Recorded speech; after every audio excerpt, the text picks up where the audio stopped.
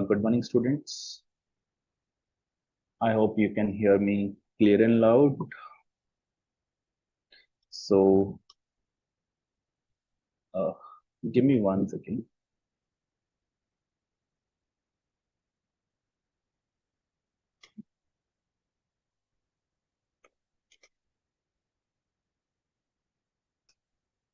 Just a moment, guys. Okay. Good morning, Vishakha, Anil, Muskan. Good morning, everyone. Gayatri, Isha, Amar, Nisha, Ayodhya, Vedant. Good morning, Dhanlakshmi. Good morning. So, how is your income tax preparations going on? How is your preparation going on? Are you able to solve all the questions? Are you solving test your knowledge questions at the end? Everyone? Good. Are you able to solve the questions?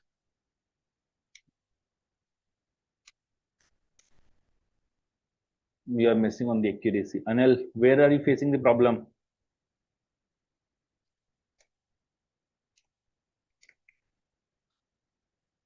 Any specific concept, Anil, you are facing the problem?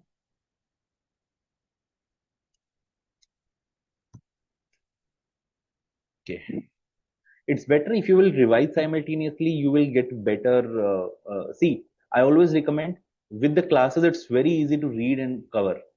If you have made your own notes, you have done some small markings and you have highlighted, next time you will always feel it better. You will always feel yourself in a better space.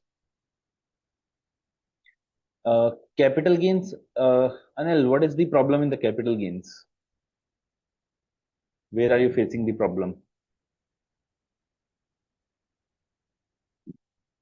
Any specific area you are facing the problem, Anil?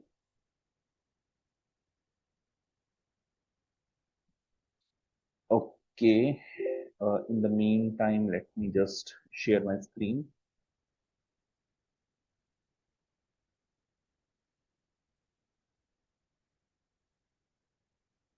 Okay, I hope it should be visible.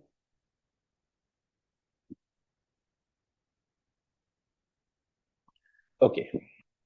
So we had completed the deductions in the last session. So today we are going to start with advanced tax, TDS and TCS.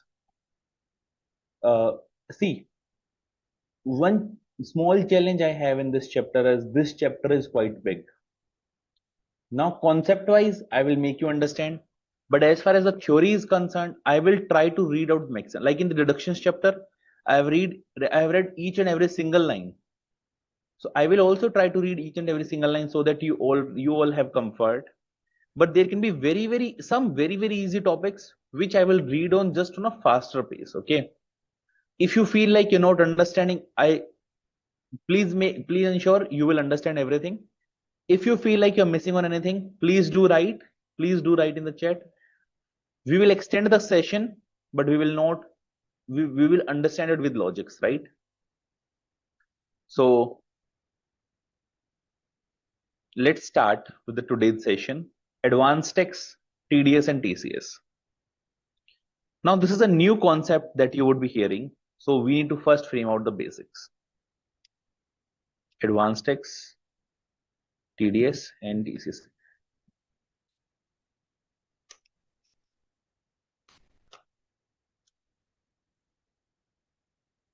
Okay. Now, let's suppose when you prepare your tax return, let's suppose I am a chartered accountant. I am a chartered accountant. I bill my clients. I have rendered services.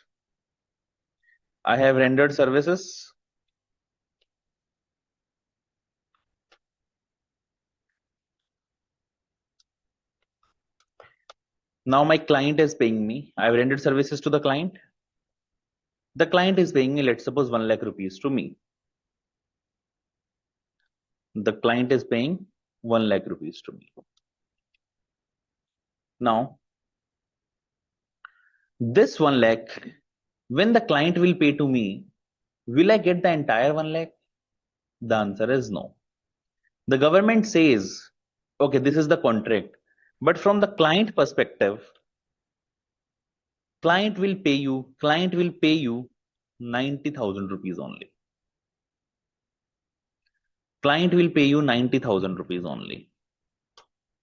The government will say, okay, now it doesn't mean the client is not going to pay 10,000.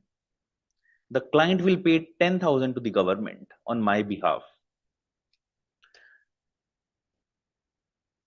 They tell me, let's suppose your parents gives a child pocket money. Parents are giving a child pocket money. Now, every day you receive the pocket money. Every day the children receive the pocket money. Now, what if the parent says, okay, we will pay you pocket money at the end of the year?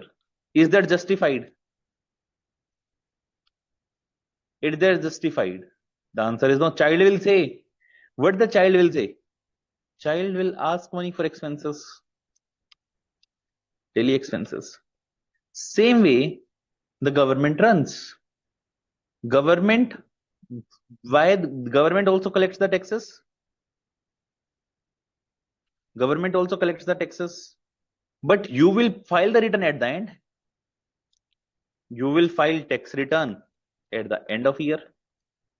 Can government wait till end of the year? Government will say, we need to incur expenditure. The government need to incur expenditure for round the year. How the government will pay for those expenditures? So there is a concept, pay as you earn. Pay as you earn. So I have earned 1 lakh. I have earned 1 lakh. The government said, okay, give me the TDS. Give me the TDS. Give me this 10,000 rupees as tax. Oh, but you are saying, okay, now this 10,000 is deposited to the government. It is deposited for the CA or for the client? Who will get the benefit? It is the money of whom? CA or the client? This 10K is deposited. Harshal, how come client? The client had to pay 1 lakh. Client has paid 1 lakh. This is the money of CA. 10K is deposited with government. On whose behalf? On behalf of CA. On behalf of the CA. Right?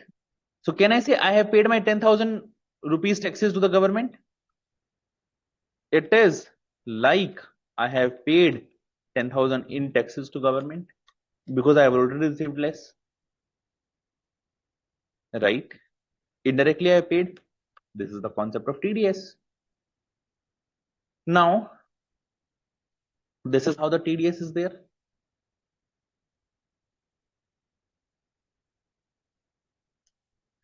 Now, so government has done what the government has done. There are certain transactions. Government said, okay, if you are paying this money, pay us the taxes first. Pay us the taxes first. That is called TDS. Now, when the CA will file the return, this is CA's tax return. When the CA will file the tax return, maybe the CA's income is less. Let's suppose if income is less, let's suppose the CA has a tax of just $8,000, 8,000 rupees. And the TDS which has been deducted, TDS or withholdings which is already there, TDS or advance tax is 10,000. 10,000 is already posted. So will I get a refund?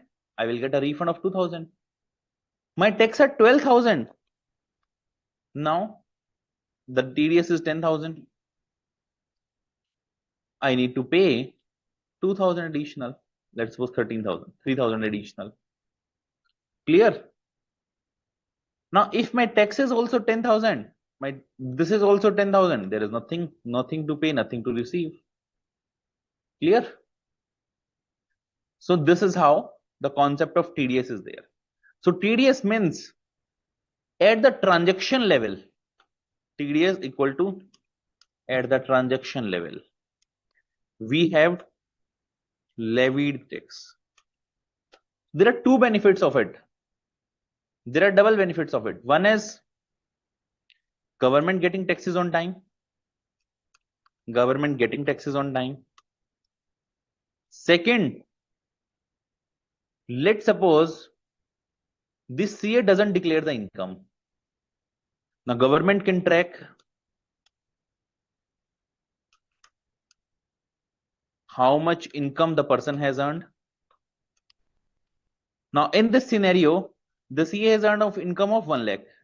Just for this example, the CA has earned income of 1 lakh. Let's suppose in the tax return only 80,000 is shown, 80,000 revenue is shown. The government will say, okay, where is the balance 20k? The government will say, okay, where is the balance 20k? Your income was 1 lakh, but you have shown only easy to verify the income. Good. Government can track how much income the person has earned. And that's how we receive a lot of notices from the income tax via this matching. Why this matching? The system does all these things. The system does all these things. And that's how we receive the income tax notices. Clear? So this is how it works.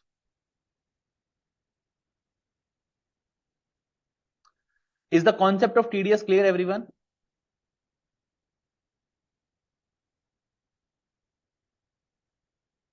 Okay. Now, I said you will take the credit of the TDS. You will take the credit of the TDS. TDS is reflected in Form 26AS. This is Form 26AS. TDS is reflected in Form 26AS. Let me write here. TDS is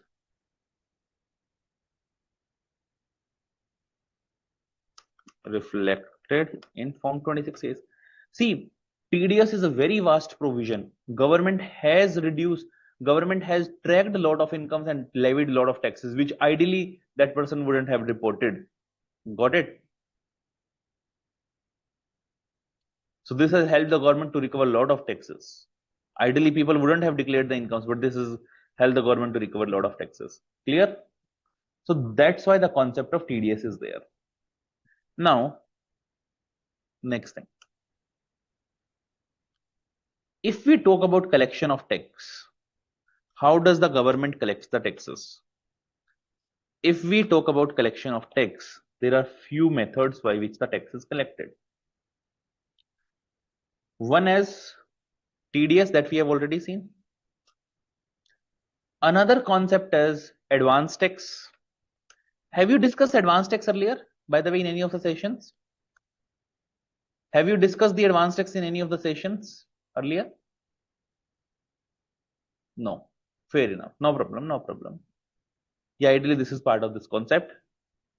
In fact, if the time will permit, not today, maybe we have another 3 sessions. If the time will permit in one of the sessions, I will try to show you how do we file the returns. This will give you a good idea. I will try to show you how do we file the returns. See, the only reason is I need to redact some of the things because I cannot show any PAN number to you. I cannot show any client credentials to you, but I'll show you how the tax return is being filed. Okay. So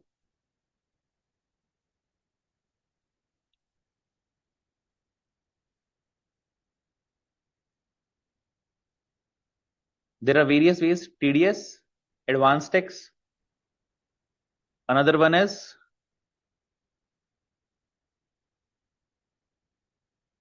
TCS. And another last one is self-assessment tax. Correct. TDS we have discussed, it is on some specific transactions. It is on some specific transactions which are defined. There are a lot of transactions, believe me. You will say, okay, when the TDS is getting over. There are a lot of transactions. Advance tax. Advance tax is whenever you earn the money, you need to pay the taxes. We will discuss this concept. Advance tax is pending as of now. TCS is also on some of the transaction based. This is also transaction based.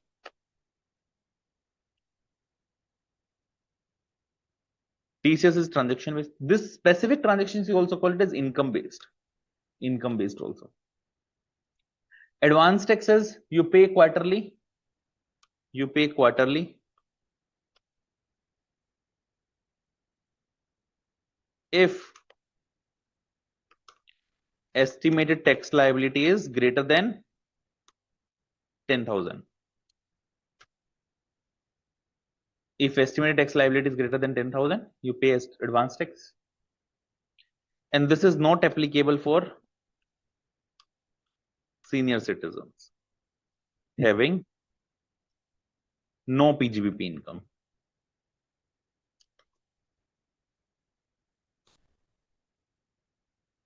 And self-assessment tax, see here, if you see this, here the CA, the tax liability was 13,000, TDS was 10,000, 3,000 we had to pay. This is called self-assessment tax. This 3,000 is known as self-assessment tax. Whatever you self-assess, because you prepared a computation, you self-assessed how much tax you're required to pay, you paid that. This you pay at the time of filing of return. At the time of filing of return. Clear? ADA and AD, Arun Sagar, what is the relevance of those sections here?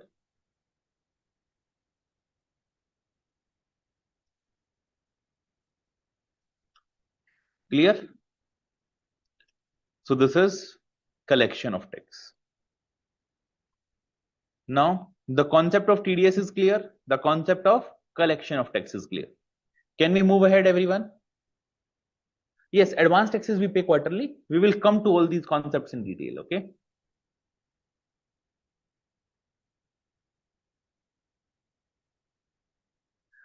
Arun Sagar, just don't mind, just I'm asking you, you have, I think, already attended the last batch sessions, but why are you attending the complete sessions again? No personal questions, but yeah, just asking. Arun Sagar, no, this is not the correct way of revision. I would say no, attending the lectures again and again won't help you to revise. Okay. If you have already attended the lectures, I would no, Arun Sagar, there is no problem. No, sorry. I'm just guiding you. I'm not saying if you will attend, there is no problem. In fact, you are answering, you're making the class interactive. It's good. It's good. I'm saying for your benefit. See, if you have already attended the lectures once, please do focus on the revision. That will help you to attain more marks. Every time you can attend the lectures, but the final retention will be what you yourself write. Okay. And Arun Sagar, if see, you can just cover up the amendments. No, Arun Sagar, there is not much changes, right? So in Arun Sagar, I'll say you one thing. If you want any specific guidance or something like this, you can message me. I'm there in the LVC group of the intermediate. You can message me on Telegram. I'll connect with you over the call. Okay. But yeah, so I'm just thinking about your time. That okay, you've already attended because I remember you from the last batch. So if you will attend, ideally you should use your time preciously, right? So that is the only concern I'm having. Otherwise, I don't have you attend the sessions, there is no problem. Okay, let's start. A TCS Harshal, we haven't come. TCS, we will come to it. Okay. There are multiple provisions in the TCS as well. Sale of goods is also one of the provisions, right? We will go one by one so that we are able to take everyone on the same page. This is the chapter overview. We will discuss 3 types of provisions. We will discuss. Anchal, I haven't made you understood the self-assessment tax. We will come to everything. Come see here. We have just discussed the TDS. Is TDS concept clear? Is TDS concept clear?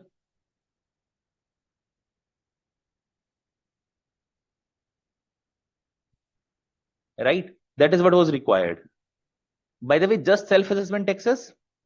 See, here the TDS was 10,000, but your tax liability is 13,000. Will you pay additional 3,000? Will you pay additional 3,000? Anchal, right?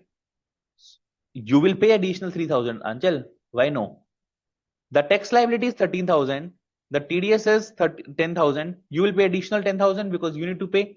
So what you have done, you have yourself calculated your tax liability. Assessing officer have not calculated. You yourself have calculated the tax liability. That is called self-assessment tax. That's why it is called self-assessment tax. You have self-assessed your taxes, and at the time of filing of return, you have paid the taxes.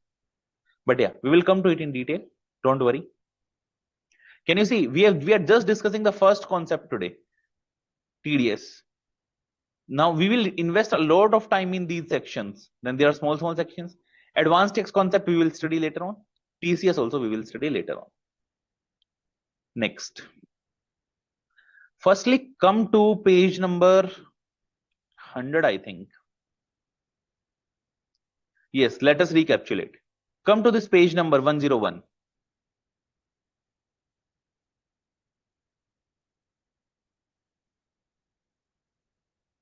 It is not taking it. What's happening? I'm trying to move it, but it's not getting. Okay. Okay. If you will see, for all the sections, they have given a beautiful summary.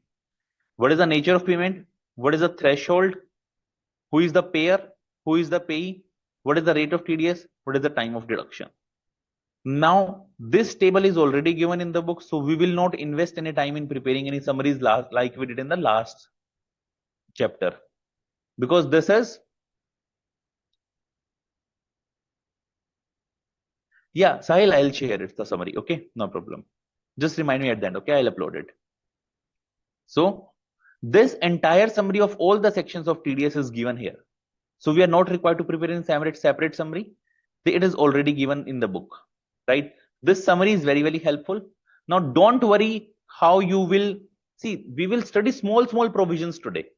Once we are done with one provision, that is over. Second, we are done, that is over. Third, we are done, is over. Like the deductions we were doing, we have done one deduction, it was over. Second deduction, we have done over. Third deduction, done over. Same way, there in TDS, there are different concepts that we will study, right? Or different transactions we will study. Then you don't have to worry about recapitulating all of this because a summary is given in the book. So don't worry about collating all of that. Clear? Now come to the book.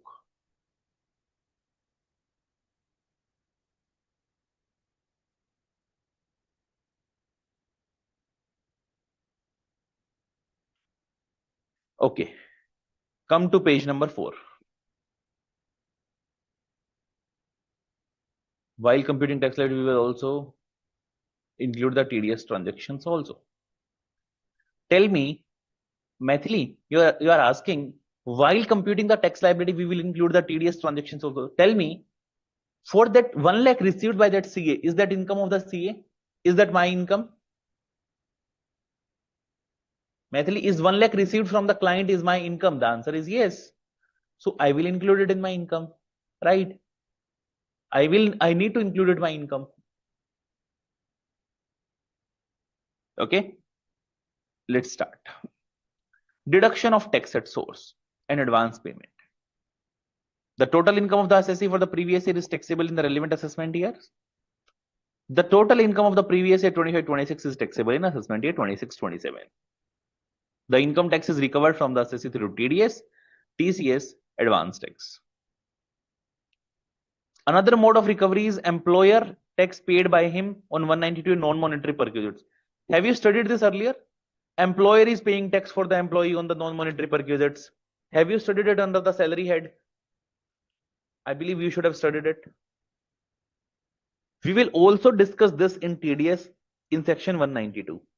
Just after 10-15 minutes, we will again discuss it. Okay, don't worry. 192 1A. These taxes are deductible from the total income due from the assessee. These taxes are deductible from the total tax due from the assessee. While filing his return of the assessee, while filing his return of income, has to pay self-assessment tax if the tax due on the total income is more after adjusting the TDS TCS. Tax credit to be claimed in accordance with section 115 JD. It is AMT. This concept you will study in the last chapter, alternate minimum tax. In case the assessee exercises the option of shifting out of the default regime. AMT is applicable only in case of old regime. So what they are saying, whatever is the tax due, from that, whatever TDS or TCS has been deducted, you will reduce that. Whatever TDS or TCS is there, you will reduce that. And then you will arrive at the tax liability. There can be a refund or there can be a liability. The liability is known as self-assessment tax. Clear? Direct payment. See, if any transaction is there on which no tax is deducted. See, if the TDS is if the TDS is not deducted, are you required to pay the advance tax? Are you required to pay as you earn? Let's suppose the TDS is not deducted or government has not specified a transaction where the TDS is not deducted. Are you required to pay the taxes regularly? The answer is yes. You need to pay advance tax. Let's suppose there is some transaction on which the TDS is not defined. One transaction is on which the TDS is not defined. But if you are earning the profits, you are earning the incomes, you need to pay advance tax. So if a TDS is not deducted, or TDS was liable to be deducted but not deducted. It was liable to be deducted but it was not deducted. Let's suppose the client has not deducted my TDS of 10,000. Do I need to pay the income tax? The client was liable to deduct 10,000, but the client didn't deducted it. Do I need to pay the income tax or my income tax will be foregone? My income tax will be waived off. Do I need to pay the income tax still? The answer is yes. My liability will still be there. My liability on my income is still there, right? So in view of the provision, the proceedings for recovery of tax necessarily had to be taken against the assessee who were liable to be deducted and not deducted. Now, if the client, if as a CA, your tax was required to be deducted, it was not deducted, you need to yourself pay the tax. If you will not pay the tax, the recovery proceedings can be initiated against you. In order to overcome this difficulty, the explanation provides. Okay, Anil asks, what is the impact if the client fails to deduct? Yes, that's a good question. Let's see it. In order to overcome this difficulty, the explanation provides if any person, including the principal of the company, who is required to deduct tax at source and doesn't deduct, the client was required to deduct, but the client doesn't deduct or after deducting fails to pay, or he has deducted but not paying to the government, such person is deemed to be assessee in default. The client will be treated as assessee in default. Getting it? So the client was required to deduct. If the client has deducted but not paid or not deducted, then the client will be treated as assessee in default. And if the assessee is treated as assessee in default, section 220 and 221 applies. You need to pay the penalty as well, interest as well. That sections we will study later on. Clear? Now, let's suppose client was liable to deduct TDS. Client was liable to deduct TDS. The client didn't deduct it. Client did not deduct it. But CA has included it in income and paid taxes on it. Has the government lost money? Has the government, in nutshell, received the money? The government has received the money, yes. Finally,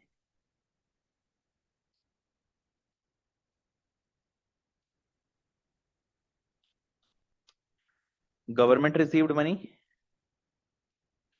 If the government has received the money, then we will relax the provisions. See here. However, if the assessee himself has paid the tax, this provision will not apply. This provision will not apply.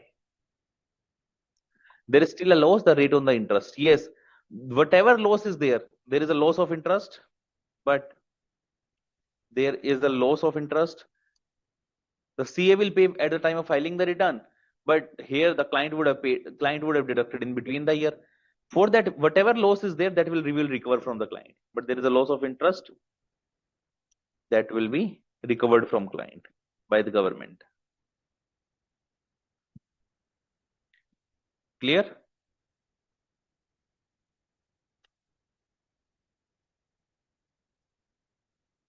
Yes, that government will punish for that default. But the default will not continue, right? Only if the CA pays, right? Correct? This is a separate provision. We will study it later on. Okay. I'm just giving you a hint. Now we are starting. Okay. Any doubts still here? Everyone? Any doubts still here?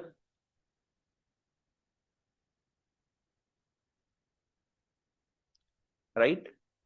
Again, I'm giving you 30 seconds more. If you have any doubt, please do ask. Because when I start the next section, please do not go back. I request everyone. If any doubts, please do ask. If CA fails to pay, for him the separate proceedings will start. For him the separate proceedings will start. Because he didn't deducted the TDS. For him, the government will levy the separate penalty. The CA has filed the return but not paid taxes or not filed the return. For the CA, for the assessee, the government will file separate penalties. How the government is losing the interest? Let's suppose this fee was received in April 2025. The TDS was required to be deducted on 7th of next month.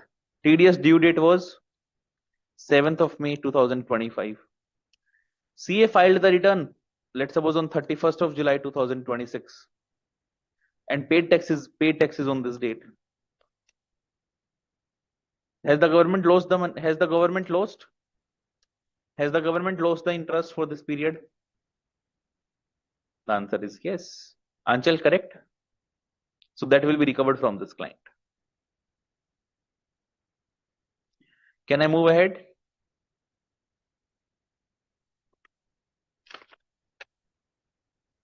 Can I start?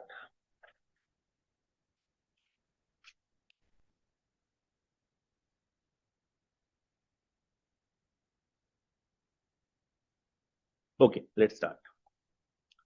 Now, please do not move back to the previous questions. Please allow me to move forward, okay? Second. Section 192. We are starting with section 192. 192 is TDS on salary.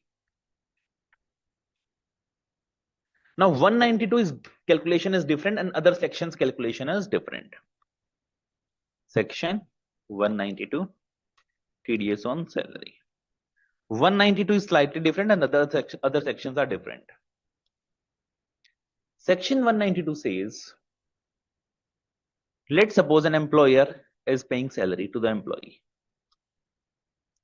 ER means employer, EE means employee. Employer is paying salary to the employee. He is paying salary of 1 lakh. He is paying salary of 1 lakh. Now, let's suppose he is paying salary of 1.5 lakhs. 1.5 lakhs per month. Now, what the employer need to do? Salary provision is different way. Other provisions are different way. So, firstly, we are discussing the salary. Now, can you tell me the annual salary? What will be the annual salary? What will be the annual salary? 18 lakhs. 18 lakhs. Let's suppose no other income is there. No other income is there. Can you please calculate tax on 18 lakhs? Can you please calculate the tax on the salary? Everyone, quick question for you. This person is the new regime? This person, if I'm not saying anything, this is new regime. Can you calculate tax on this 18 lakhs? Anchal, you know the percentages. You know the slab rates, everyone. I think you know it. Everyone knows the slab rates.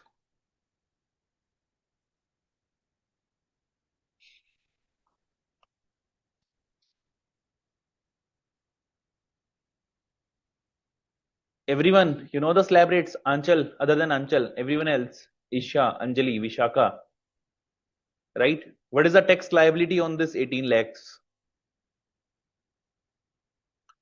Ankita saying 93,600. What about others? Everyone, please solve it quickly.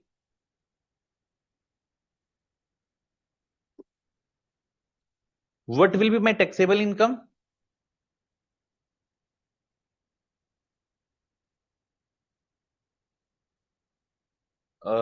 Amar, only 90,000. I doubt. What will be my taxable income? See, I will calculate income under the head salary. 18 lakhs minus standard deduction. How much? New scheme 75,000. Standard deduction. Total is 70 lakh 25,000. There is no other deduction. Nothing else I have given you. So how much tax for the first 4 lakhs? 0. Next 4 lakh 5%. Next 4 lakh 10%. Next 4 lakh 15%. It is total how much? 16 lakhs. Now this minus 16 lakhs 20%. Am I correct? This will be your tax liability plus you will add cess. You will add cess. How much? 4%. Total will be this much. Anjali says 2,10,000. Anjali, is that clear now? This is my tax liability.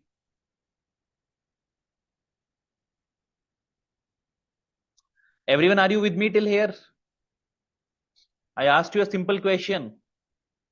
I asked you a simple question. So tax is 1,50,800, right? Next, how much is my income?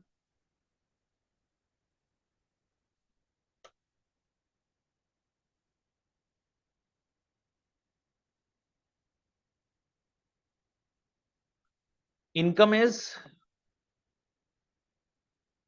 17,25,000. What is my tax rate?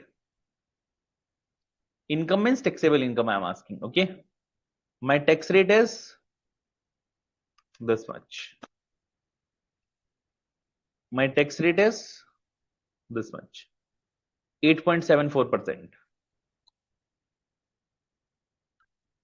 Now this is the calculation done. Now what the employer will do? Employer will withheld taxes from salary every month. Employer will withheld taxes from salary every month. Now 1,50,000 is the April salary. April salary is 1,50,000. Employer will withheld 8.74% of this as TDS. This will be DDS. This will be the April salary. This will be the TDS. The net pay to the employee. I'm not taking into consideration PF and all. The net pay to the employee will be 1,36,000. This is how the calculation happens. Employer is liable to deduct TDS every month from the salary of the employee.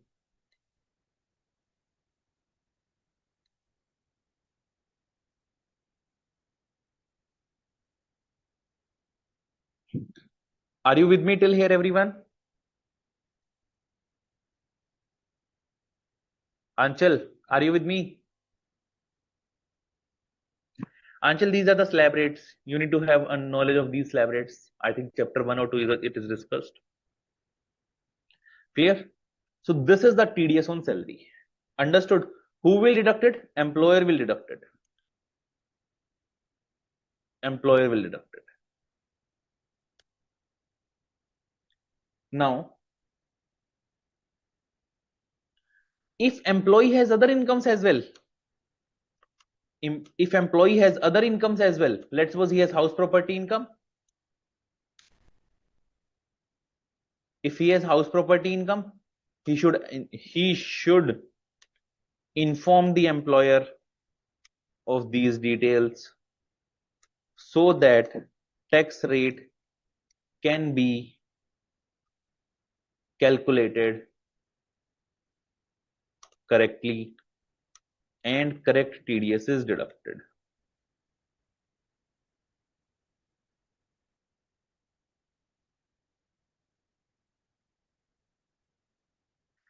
Vedant says, how come TDS rate of 8.74%? Very simple.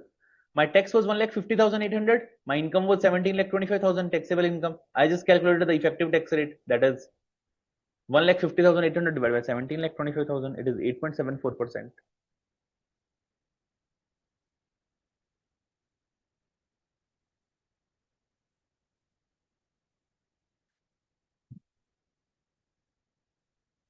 See, if you have other incomes, you need to inform that to the employer so that accurate taxes can be calculated, right? Now, if you have PGBP income and all, you might be required to pay the advance tax. Advance tax also you need to pay, because employer will not deduct. See, understand one thing, Anil. Let's suppose you have income from house property only. There is income from salary. There is income from house property. When your income goes up, your effective tax rate goes up. When your income goes up, your effective, here the rate is 8.74%. If I add 20 lakhs of house property income here, my effective tax rate will go up. Let's suppose if I was having only salary income, my effective tax rate is 8.74%. Now next case, I'm having salary plus house property income. Let's suppose I calculate and my effective tax rates come 15%. Now employer will deduct, here employer will deduct TDS on salary at 8.74%. Here employer will deduct TDS on salary at 15%. But what about the house property income? Will he deduct TDS on the house property income? The answer is no. For house property income, if in any other section, TDS is not deducted, you need to pay advance tax. You need to pay tax yourself. You need to pay quarterly advance tax. There is advance tax that you need to pay quarterly. Clear? Are you with me, everyone? You need to pay advance tax quarterly.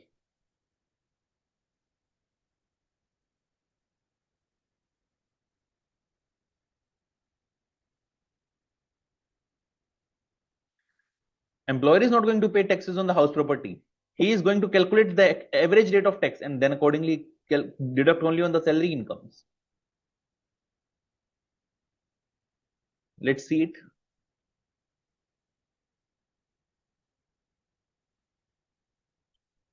The section cast an obligation on every person.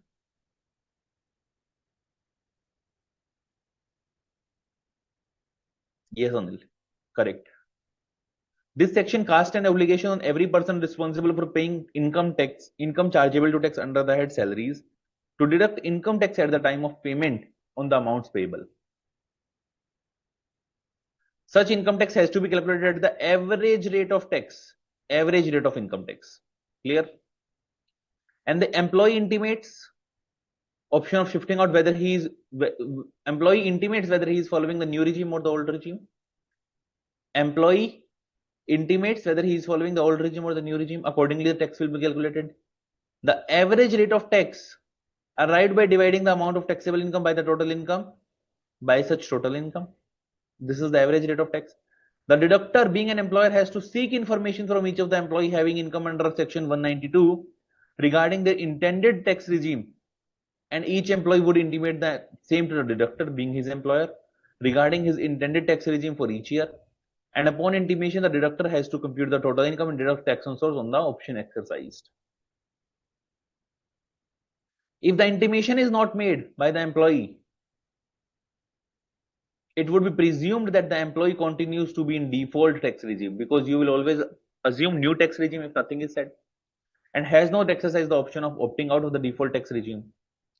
Accordingly, in such a case, the employer has to deduct tax at source on income under section 192 in accordance with the rates provided in 115 BAC. It is clarified that intimation wouldn't amount to exercising the option under 115 BA6. Now you have informed to your employer,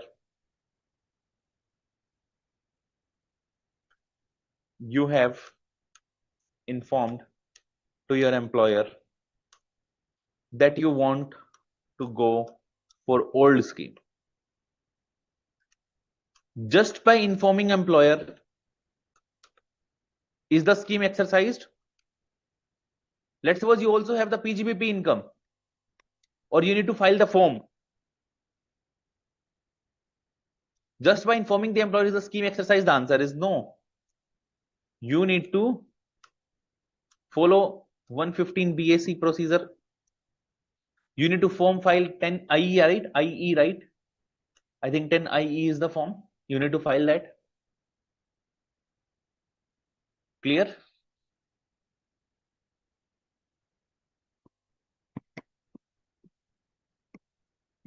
Yes, Vedant. TDS and TCS both concepts apply in old regime as well as in the new regime.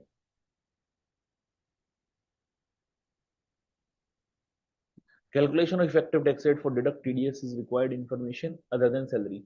You calculate the effective tax rate, then accordingly you apply it on the salary income.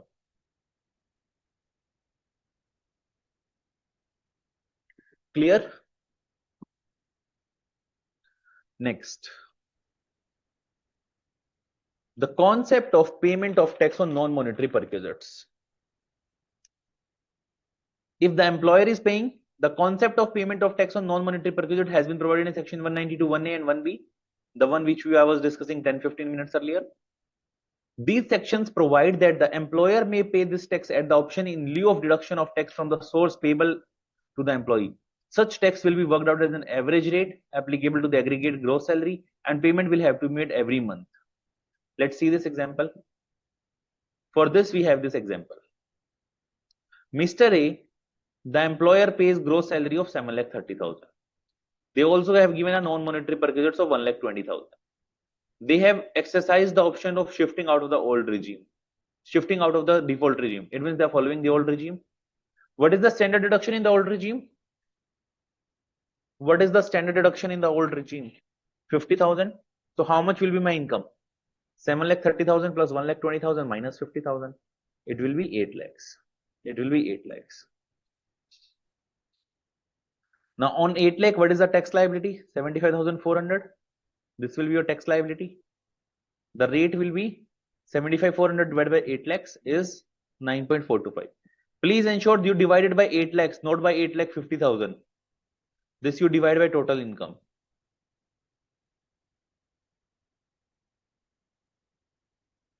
Next, Mr. A can deduct 75,400 from the salary at the time of payment. Alternatively, Mr. A can pay tax on non-monetary perquisites. Tax on non-monetary perquisites is 9.425% of 1,20,000, 11,310. Balance to be deducted from salary. Balance to be deducted from salary. Okay. Balance is to be deducted from salary. Now, if employer is paying the tax on the non-monetary perquisites, the balance you deduct from the salary. And whatever employer is paying, that is not a deductible expenditure, and that is also not chargeable to hands in the hands of employee. Chargeable to tax in the hands of employee. Clear, everyone? Whatever tax, if employer is paying tax on, I think this concept you have already covered, so I'm not devoting too much time on it. If employer is paying tax on non-monetary perquisites, that employer is paying, so balance you deduct from the salary. Totally required to be deducted was 75,400. 11,310 employer is paying. You deduct the balance from the salary 64,090. Or you calculate like this. The total TDS required to be deducted here was, in this example, 1,50,800. You divided by 12. From every salary. Sorry, I think I applied the rate wrongly. Sorry, this correction, please do a correction here. Please do a correction here. The total TDS that was required to be deducted was 1,50,800 divided by 12. This is the net TDS you are required to deduct. You calculate the tax divided by 12. So this is the net TDS. Please do a correction here.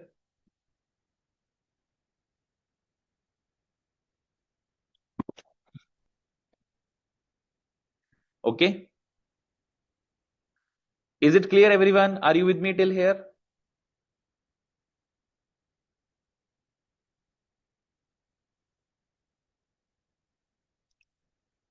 If there is any query, please do ask.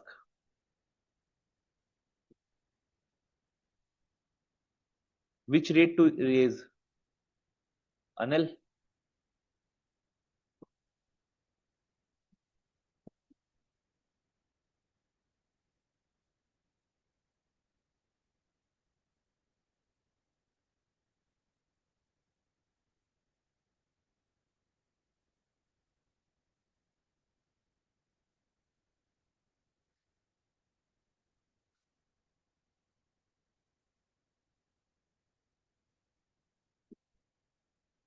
Anil, that is required if you will have multiple incomes. If you will have multiple incomes, that will be required. Okay.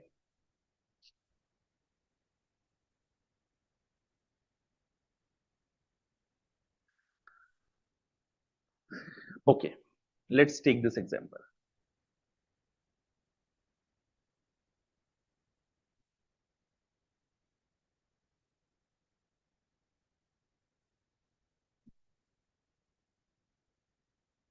Hold on, everyone. Let me take this example. This is clear. 8 lakh was the income. 8 lakh was the income. On this 8 lakh, what will be the tax liability? Someone was asking why the rebate is not given. On 8 lakh, what will be the tax liability in the old scheme? Old scheme. Old scheme, what is the rate? Slab rates. 2 lakh 50,000. 5 lakh. Next 2 lakh 50,000. Then balance. This will be the rate. This is 0%. This is 5%. This is 20%. Total is coming 72,500 plus 4% cess.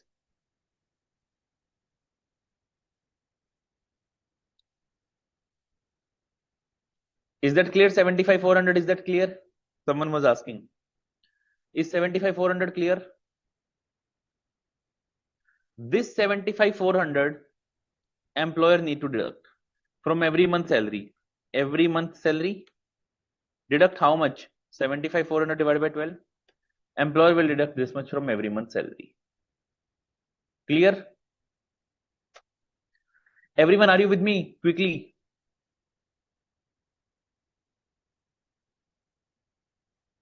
Now, if employer says, I will bear tax on non-monetary per. Now, this concept you don't remember from salary now. Salary head. If employer says, I will bear TDS on sell, I will bear TDS on non-monetary perquisite. If employer says, I will bear TDS on non-monetary perquisite.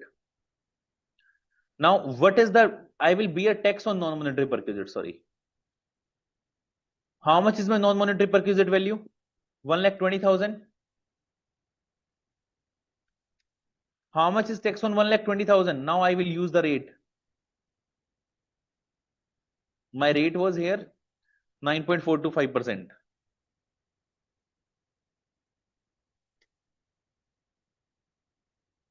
Everyone, please try to understand first what I'm saying. You are just busy typing in the questions. I will not be able to make you understand like this. Everyone is just typing if and but scenarios. Please be patient enough to listen.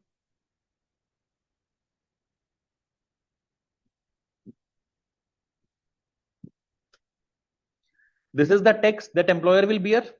Now employer will bear this tax. If employer is bearing this tax, then how much TDS I should deduct? Total tax was 75,400. Now employer will bear this much, 11,310.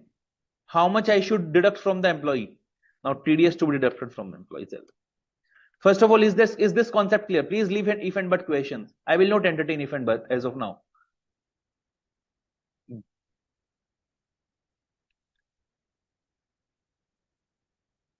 Is this concept clear? TDS to be deducted 64,090.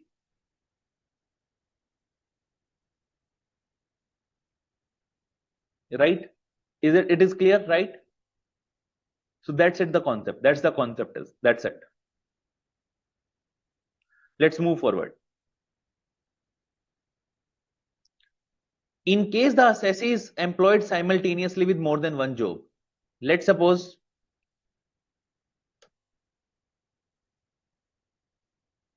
an employee is doing job at two places. Let's suppose Mr. A was doing job 1. He worked till April till September. 6 months he worked here. Then he resigned. He joined job number 2. He worked from October to March. Now it says 6 months he worked there. Now this Mr. A, let's suppose he is Mr. A.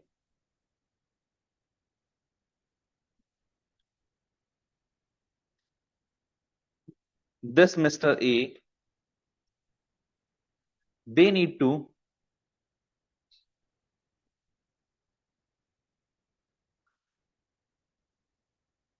this person need to submit the details of income of job 1 to job 2. Mr. A will submit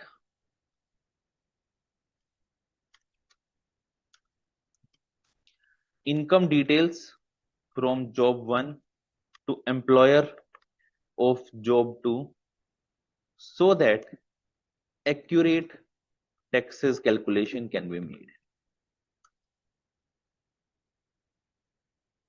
Clear?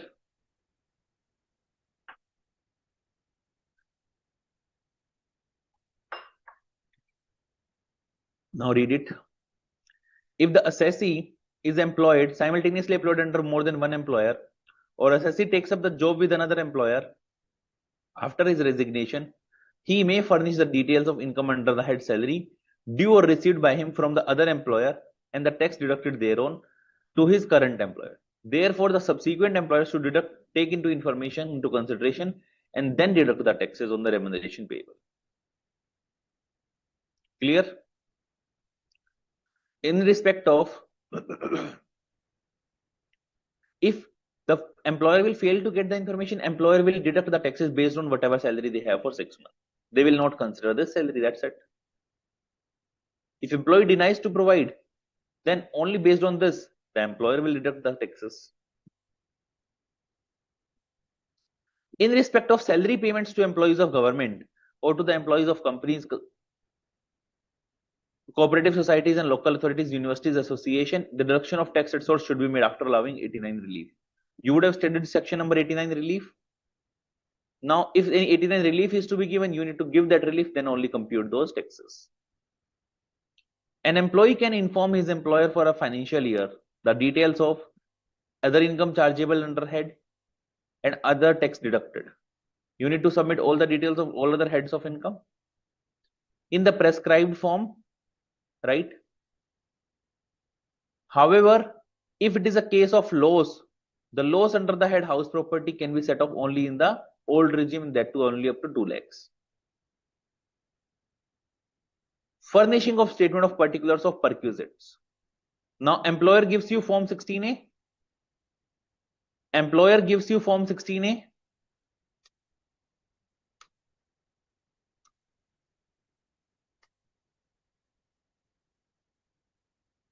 Employer is giving you form 16A.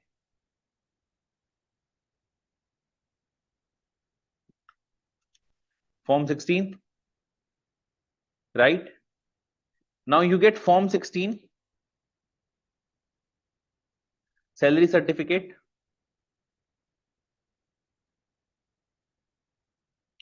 Now, along with form 16,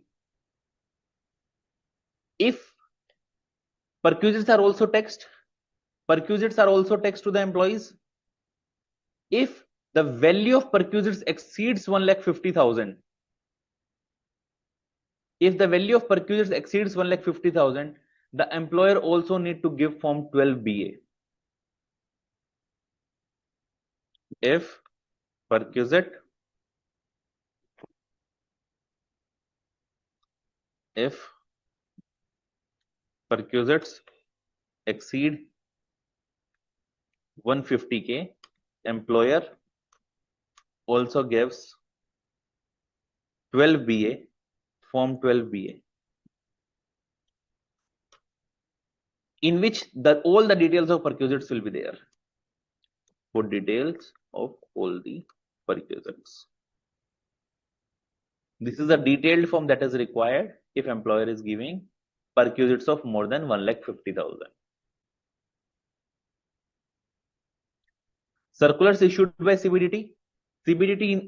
Every year the CBDT issue the circulars to the employers. They need to follow all the circulars.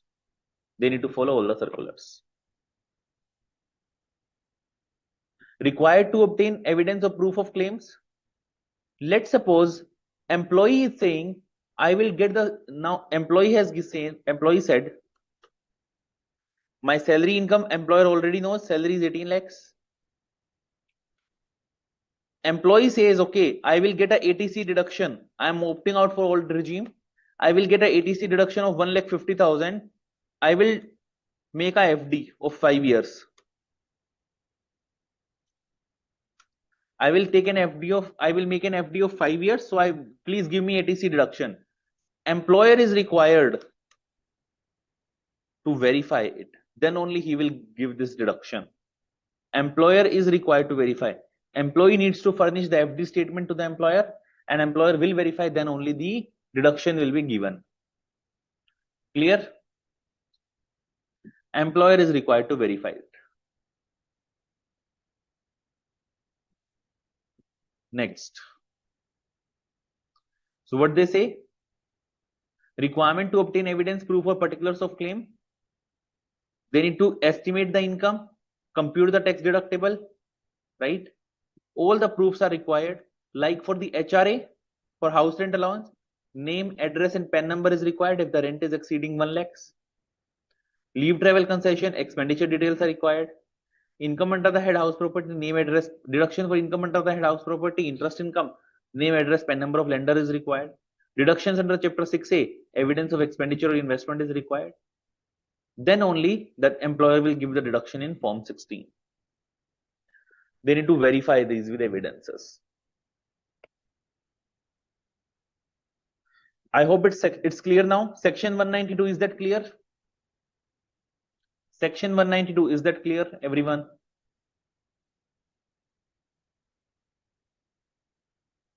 Anil, is that clear? Anjali, Anchal, Vishakha, Gayatri, Maithili, clear? Dhanlakshmi, okay. See, whenever I'm teaching, please refrain from asking if and but so many questions. If it is related, I surely answer. But sometimes you ask so many scenarios that whatever I'm teaching, I'm not focusing on that. I always stay back at the end of the class. If there is any query, I'll not refrain from taking the queries. Please understand, okay? Section 193. See, Section 192 was a specific type of section where you are estimating the total year income. We have seen in Section 192, we estimated the total year income, then computed the taxes. But now the other sections would be very easy. Section 192, we computed the total income and then did all of this calculation. But now next sections will be very easy. Section 193. It is for interest on securities.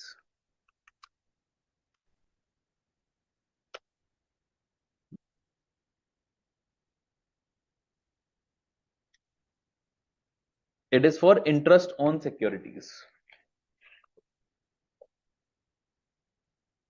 Let's suppose you have invested in bonds. You have invested in bonds.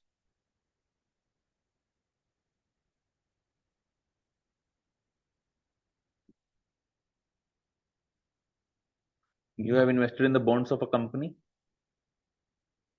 or debentures you have purchased. You have invested in debentures.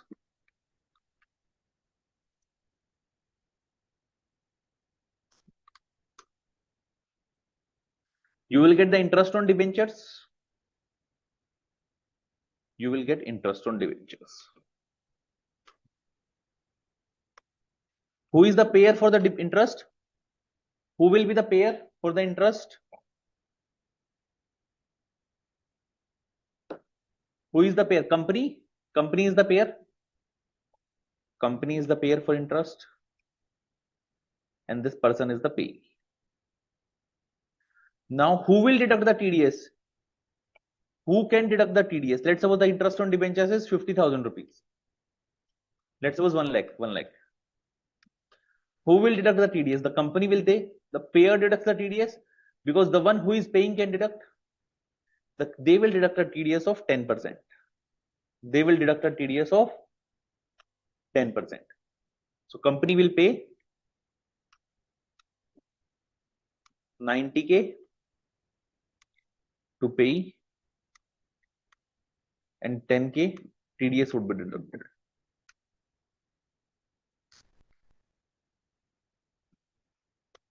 10K TDS would be deducted. Clear? This would be the answer.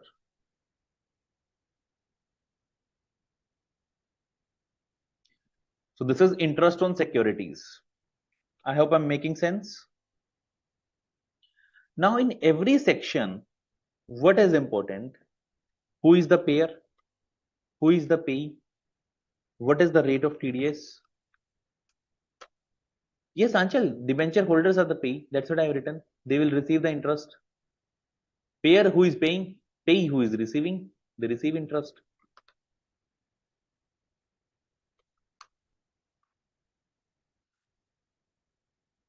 I'm talking from interest perspective, okay? Now, in every section, what is important? Who is the payer? Who is the payee? What is the rate of TDS, right? Then what is the amount limit threshold? See, if you just get an interest of 10 rupees, will the TDS be applicable? The answer is no. Amount limit or threshold, we say. Another thing is exceptions. These are the 5 things which are very important in every section.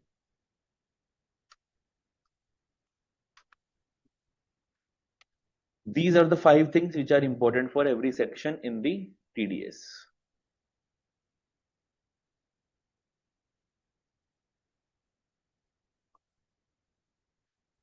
Now let's see.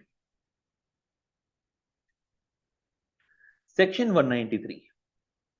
This section casts responsibility on every person paying to a resident any income by way of interest on securities, being the amount, the aggregate exceeding 10,000 rupees. If the amount exceeds 10,000 rupees, then the TDS is applicable. And in most of the sections, let's suppose amount is 9,000, is TDS applicable? Interest amount is 9,000, is TDS applicable? No TDS. Amount is 10,000, is TDS applicable? Amount is 10,000. Then Lakshmi says exceeds 10,000. It says exceeds 10,000. Exceeding 10,000. Not applicable. If it is 11,000, the TDS will be applicable. Now, if it is 11,000, TDS will be applicable on entire 11 or only 1,000? If it exceeds the limit, TDS will be applicable on entire 11,000. TDS will be applicable on entire 11,000.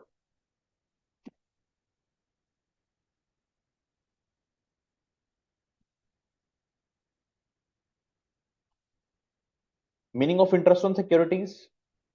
What is the meaning? Interest on security of central government, state government, interest on debentures, securities for money issued on behalf of local authority of a company or corporation established by a center, state or provincial act. A rate of TDS. What is the rate of TDS? The rate of TDS is 10%. Now, there is one provision that you will see in all the sections. I will explain it once and then it is explained for all the sections.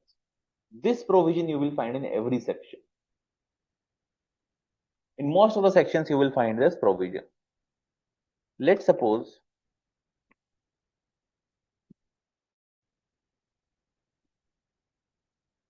this is the company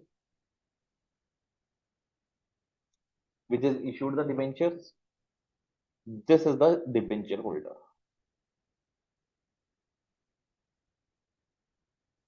This company has accrued interest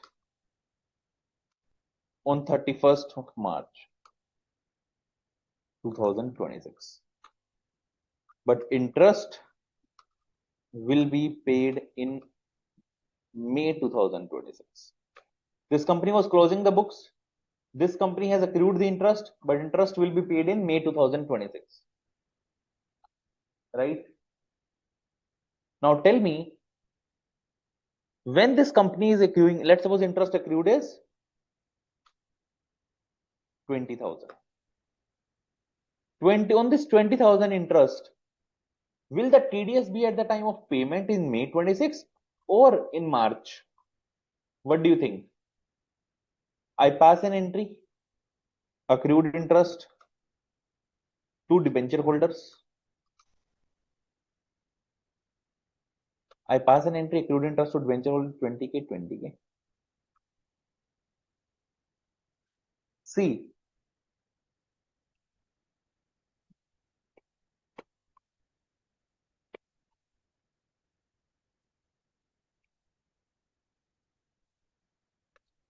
when it's accrued, the answer is people try to avoid the TDS provisions. People try to avoid the TDS provisions. So they said whichever is earlier, whichever is earlier. Whichever is earlier means on 31st of March. That suppose payment is in advance, then in advance you need to deduct the TDS. If payment is in advance you need to deduct the TDS. So whichever is earlier, we see the earlier. So TDS will be deducted on 31st of March 2026. Now what people did, people said, okay, I will not pass this entry. I will pass this entry accrued interest to suspense. In June, I will pass the entry with debenture holder, suspense to debenture holder. The government said, whichever name you write, whether you write suspense or whatever it is relating to debentures, you need to deduct the TDS. You need to deduct the TDS. So they said, now read this. Tax should be deducted at the time of credit of such income to the account of payee or at the time of payment thereof in cash or by way of issue of check or draft or any other mode, whichever is earlier. Where any income by way of interest on securities credited to any account in the books of account of the person liable to pay such income, such crediting is deemed to be the credit of such income to the account of the payee and tax has to be deducted. So the amount to which such interest is credited may be called interest payable account, may be called suspense account, or by any other name. You can name it any other thing, but TDS will be deducted. Clear?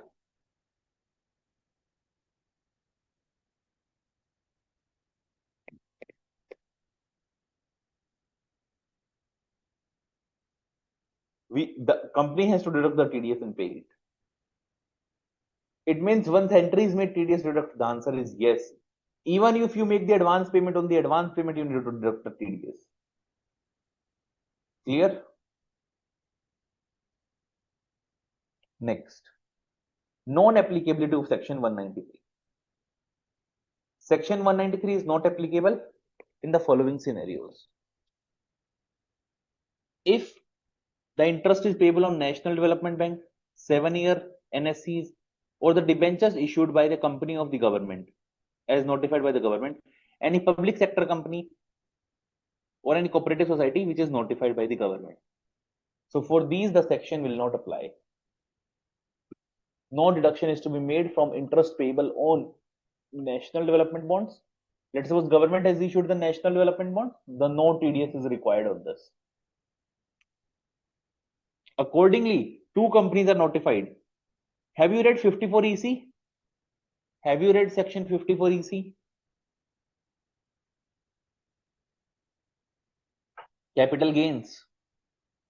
Have you read capital gain bonds, Power Finance Corporation, Indian Railway Corporation? If they issue some bonds, do they need to deduct the TDS? The answer is no. No tax is required to be deducted on interest payable on Power Finance Corporation Limited capital gain bond and Indian Railway Finance Corporation 54 EC capital gain bond. No TDS is deducted on the Anil, this is not capital gain account scheme. These are capital gain bonds. This is separate. 50 lakh limit was there, right? On any security of central government, if there is any security, central government issues the treasury bonds. Central government issues the treasury bonds. When the central government will pay the interest, will they deduct the TDS? Let's suppose central government has issued the bonds. Central government has issued the bonds. Now, whenever they will pay the interest, will they deduct TDS? The answer is no. This is covered in exception. But here the TDS will apply. On these bonds, the TDS will apply. Here the TDS will apply. What are these scenarios? If there is interest payable on 8% savings bond, 7.75% saving bonds, floating rate saving bonds, 2020 taxable bonds, or any other bonds if the amount exceeds 10,000 rupees. Here the TDS will apply. Again, this is the point. There is no TDS. This is the continuing the list because this was just an exception. Here again, there is no TDS. On securities to LIC, GIC, subsidiary of GIC, or any other insurance, the securities are owned by them and they have full beneficial interest in such securities. If there is any security issued by the LIC, GIC, subsidiaries of GIC, then they have issued any securities, no interest, they pay the interest, no TDS is to be deducted by them. No TDS is to be deducted by them. Clear? So this is section 193. So can you see in these sections, this is transaction based. We don't have to make the year end calculations like we did in salary. We need to see who is the payer, who is the payee, what is the rate of TDS, what is the amount limit, what is the exception. Clear? So this is section 193.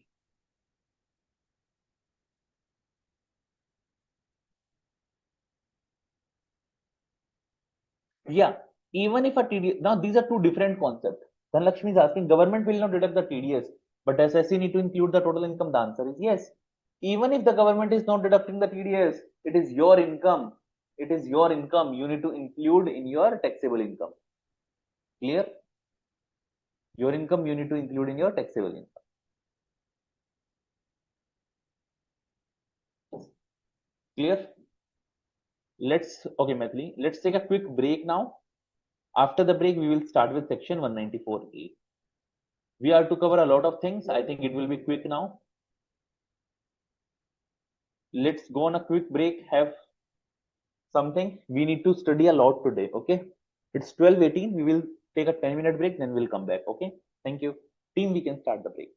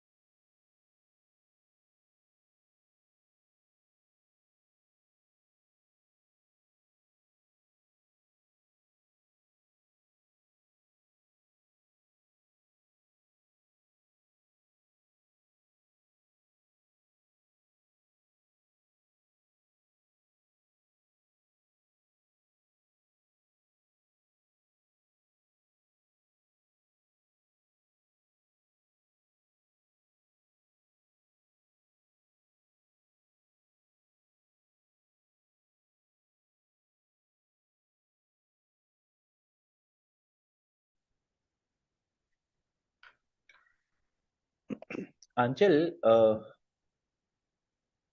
I don't have a ready example right now. Maybe I can give you one example in the next session. Let me just note it down.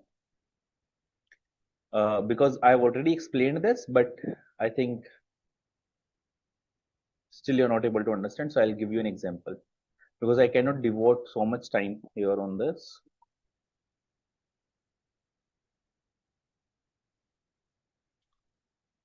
I will clarify on it. Okay.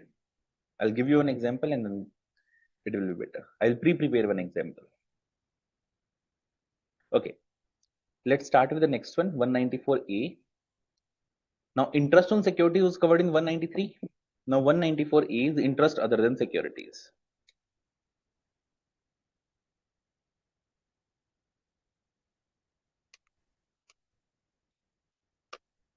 Interest other than securities. What is the interest other than securities? Can you give me some examples? Can you give me some examples?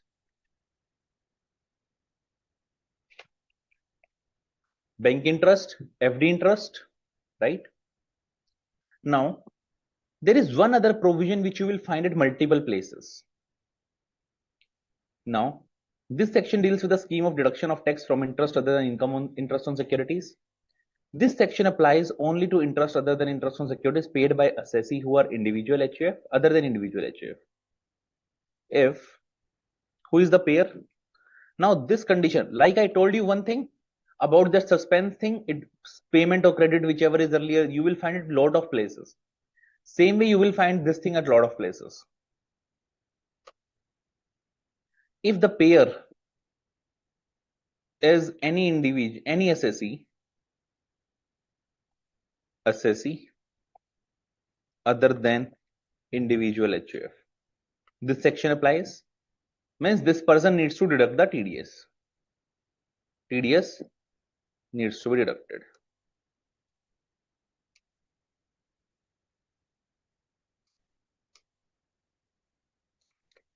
Now for individual HUF, they say if individual HUF, there are two types of individual HUF now. There are two types of individual HUF. There are two categories.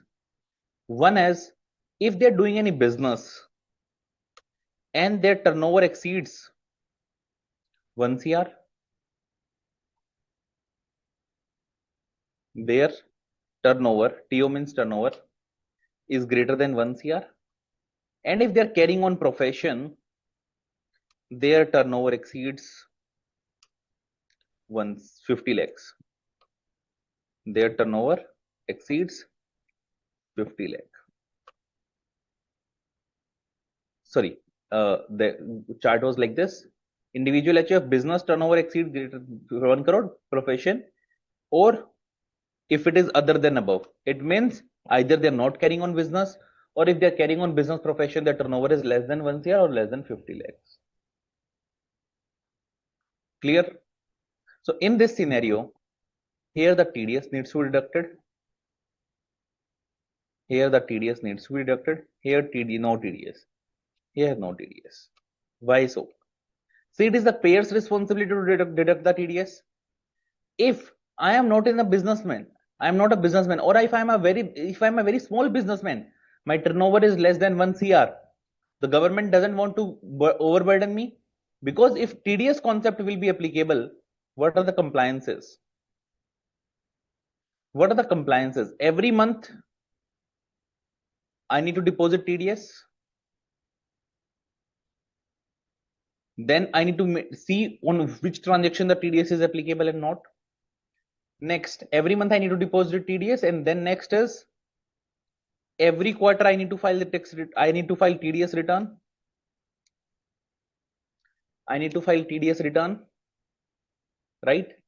Next is I need to maintain the records. I need to maintain records. All that stuff. Is that possible by a small businessman? They say, okay, if it is a small businessman, we are relieving you. We are giving you relaxations. So if your individual HUF turnover exceeds greater than 1 CR, profession exceeds 50 lakh, then TDS is required to be deducted. And then no TDS. Other than above, no TDS is required to be deducted. If I'm running a partnership firm and my turnover is 25 lakhs, if I'm running a partnership firm, my turnover is 25 lakhs, is it applicable to me? Is TDS applicable to me? The answer is yes, because I'm covered in assessees. I'm not individual HUF. Anchal, I'm not individual HUF. For all other assessees, always TDS is required to be deducted. The 1 CR and 50 lakhs is only for the individuals. Is only for the individuals. Clear? Next.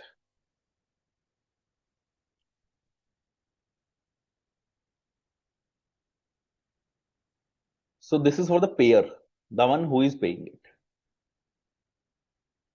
So applicability of TDS, it is credited by the assessee. Means who is paying the interest other than individual HUF, or if individual HUF exceeds 1 CR or exceeds 50 lakhs. They are liable to deduct tax at source under this section. Time of deduction, again, you will see the same thing. Interest payable account, suspense account. This is whichever is earlier. Credit or payment, whichever is earlier. Clear? Next. This is a circular of CBDT.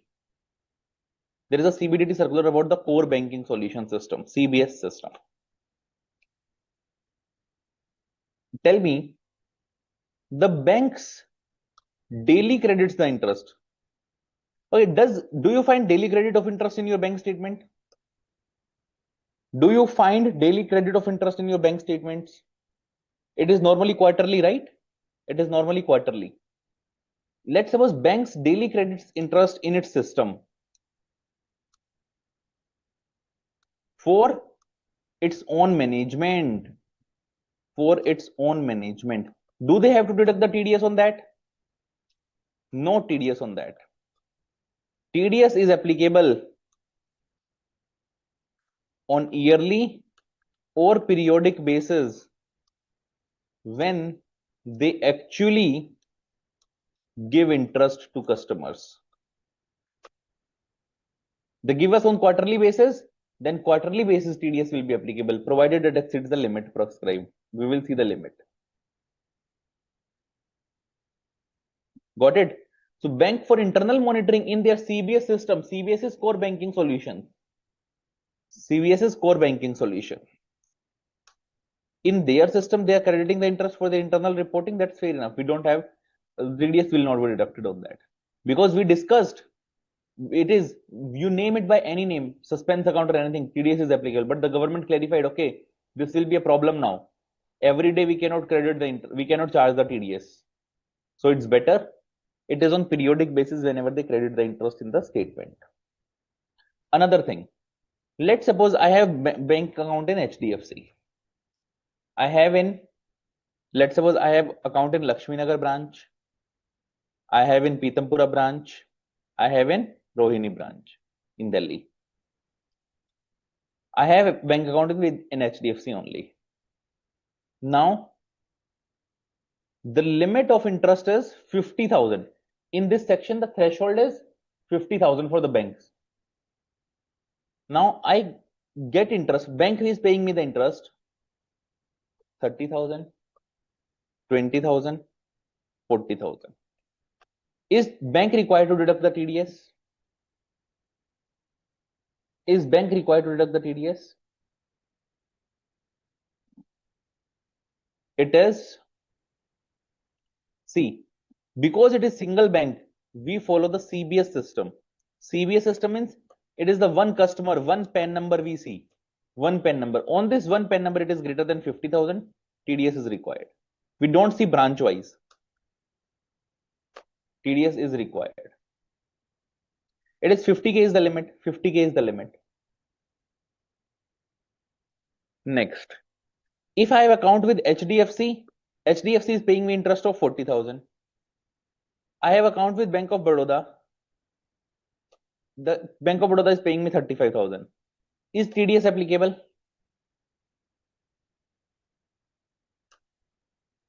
Who is paying the interest? HDFC is paying the interest. Does HDFC knows? See, here the HDFC was knowing because they have access of the other branches as well. They have the complete access of the HDFC bank per PAN number. Now, does the HDFC knows how much BOB is paying? And does BOB knows how much HDFC is paying? The answer is no. So will TDS be applicable? We will see the limit. 40,000 is less than 50K. No TDS. No TDS. Clear? So this is the point about core banking solution. They credit daily or monthly interest, which is not TDS is applicable on that. TDS not to be deducted. See, the limitation here is I cannot read it line by line. Please appreciate. I will give you all the concepts, but I cannot read line by line this chapter because the time allotted for this chapter, I'll request the BOS team to please extend the session. But the time given for this chapter is somewhat less, so I cannot read it line by line with you guys. But don't worry, I will explain you each and every single point. You just need to give the reading yourself. Rate of TDS, it is 10%. 10% is the rate of TDS. No, we have 3 sessions for it, Anil. We have 3 sessions, but this chapter is somewhat big.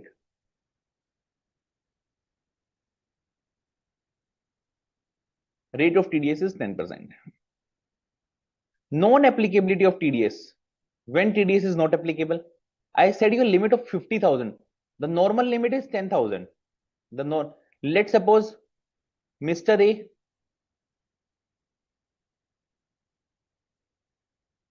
let's suppose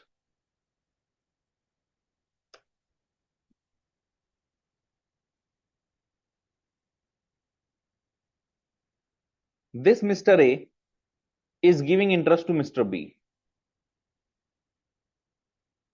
and his turnover is he's into business. His turnover is 5 CR. Now on him the provisions are applicable. He is paying interest of 15,000 to Mr. B. He is paying interest to 15,000 Mr. B. It is greater than 10,000. Here the limit of 10,000 will apply. It is greater than 10,000. TDS will apply. TDS will apply. So normally we see the limit of 10,000 for the banking company, cooperative society or post office. There is a limit of 50,000. And in case of this, all these 3 banking company and all, if it is a senior citizen, then the limit is 1 lakh. If the senior citizen limit is 1 lakh. If Mr. A is senior citizen here, will it make any difference?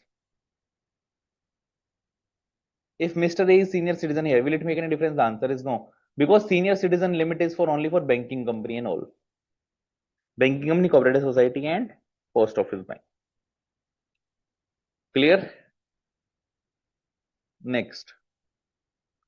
The limit will be calculated with respect to income credited or paid by a branch of a banking company or cooperative society or public company in case of time deposits with the banking company, time deposits with the cooperative society, deposits with housing finance companies.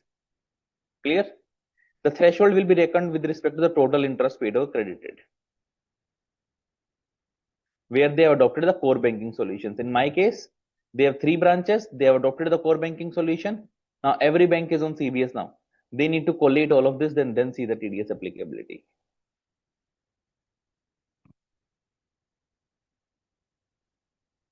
Now we are discussing non-applicability of TDS. First point was regarding threshold.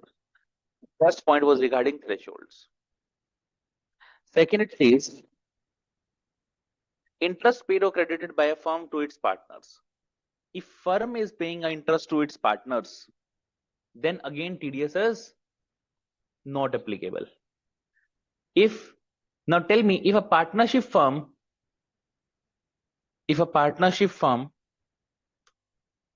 pays interest to its partners, it is chargeable under which head to the partners? They are paying interest on capital. It is chargeable under which heads to the partners? Everyone?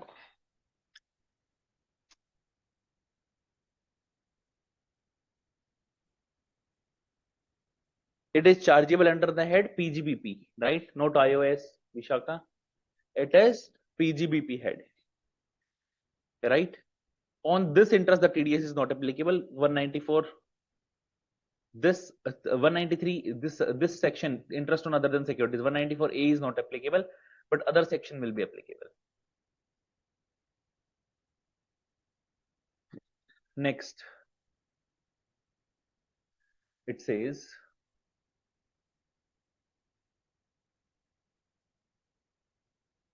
one second.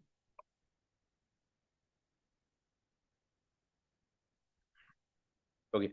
Interest paid or credited by deposit under a scheme of central government. On this, TDS is not applicable. Interest paid or credited in deposits, time deposits with a bank or under the Banking Regulation Act applies. TDS not applicable. Interest paid or deposited by a cooperative society to a member. If cooperative society, now for cooperative society we have a point. Cooperative society we will discuss here. Sorry, some problem in the Excel. Give me one minute.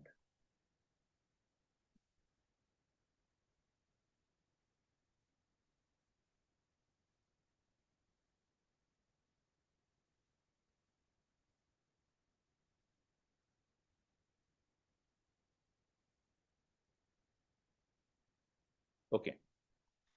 Cooperative society. In case of cooperative society,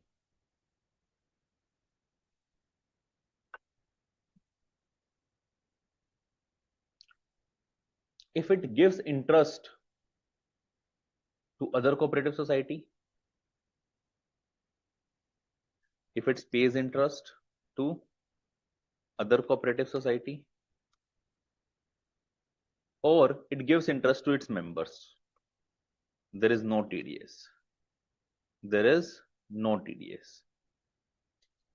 But if cooperative society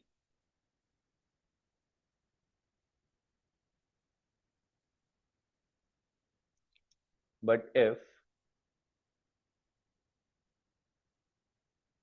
total sales or gross receipts of cooperative society is more than 50 CR and interest paid to a person, the threshold is interest paid is greater than interest paid exceeds 1 lakh for senior citizen and 50K for others, then TDS is applicable. Is it clear?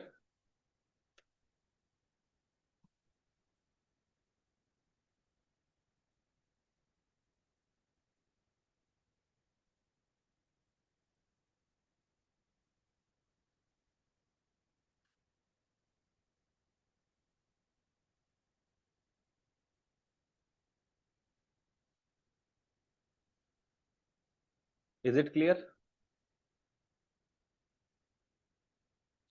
So it says here, interest income paid or credited with deposit with agriculture credit society, all this, the TDS is not applicable. But it says if the total sales exceeds 50 CR and the amount paid exceeds 100K in senior citizen and 50K in other cases, then TDS is applicable. 1 lakh is for senior citizen. 1 lakh for senior citizen, sorry.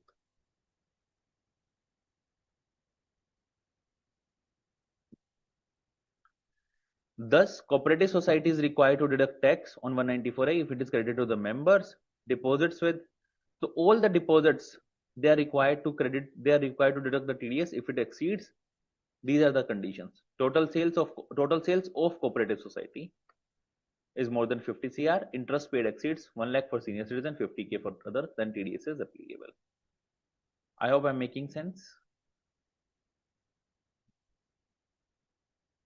Next. If interest is credited or paid by central government, if central government gives you the refund of income tax, let's suppose you have paid extra income tax, you are getting the refund. Along with the refund, you get interest as well. You get interest as well with the refund. Now that interest you get on the income tax refund, on that the central government is not required to deduct the TDS. Interest paid or credited to the following entities: banking company, financial corporation, life insurance companies, UTI. In all these, the TDS concepts is not applicable. income credited by way of compensation amount motor accidents. If you are receiving any motor accident and the amount doesn't exceed 50,000, if you are receiving any claim interest on the claim amount and the amount doesn't exceed 50,000, then TDS is not applicable. Income paid or payable by the infrastructure company, then TDS is not applicable. So this is a long list. You just need to read it. If interest is paid by any of these, then TDS is not applicable. Power of the central government to issue notification, they can issue a notification, they can suggest a lower rate. But as of now, the rate is 10%. Okay, let's solve this question, everyone. Examine the TDS implications under section 194A.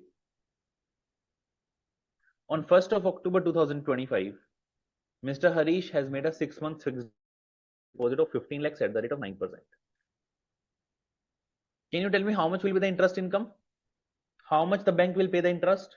So how much cooperative society will pay the interest? So it is a cooperative bank. How much cooperative bank will pay the interest? It is a bank now. 15 lakh into 9%, 1,35,000. But this is made on 1st of October. Are you giving the full year interest? This is made on 1st of October. 15 lakh into 9% into 6 by 12. How much? 67,500. 67,500. Now it is greater than limit of 50,000. The TDS is required to be deducted. Mr. Ganesh has made 3 deposits, 3 lakh, each carrying 9%. They have deposited with different 3 branches, Dwarka, Janakpuri, Rohini branch of XYZ Bank, with 3 different branches. Will you total up the interest? They have adopted the CBS. Will you total up the interest? The answer is yes. Tell me, is TDS applicable?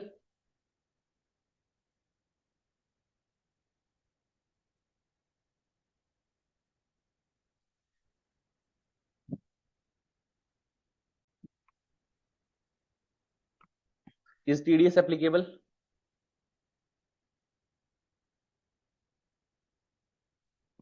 Three lakh into 9% into how many months?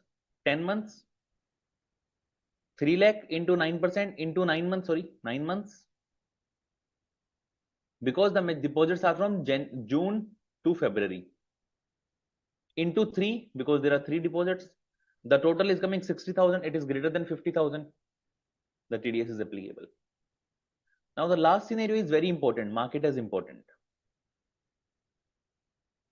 On 1st of October 2025, Mr. Rajesh started a 6-month recurring deposit of 2 lakh at the rate of 8% with PQR. Can you calculate the interest first? How much interest the bank will give? How much interest the bank will give? It is a 6 months recurring deposit of 2 lakh per month. Now in first month you are depositing 2 lakhs. In second month how much? In second month how much will be the deposit amount? 2 lakh plus 2 lakh, 4 lakh. Third month 6 lakh, fourth month 8 lakhs. So you need to calculate like this. First month it's 2 lakh into 8% into 1 by 12. Second month it will be 4 lakhs into 8% into 1 by 12. You will calculate monthly interest like this. Same way next month 6 lakhs, next 8 lakhs, next 10 lakhs, the last one would be 12 lakhs.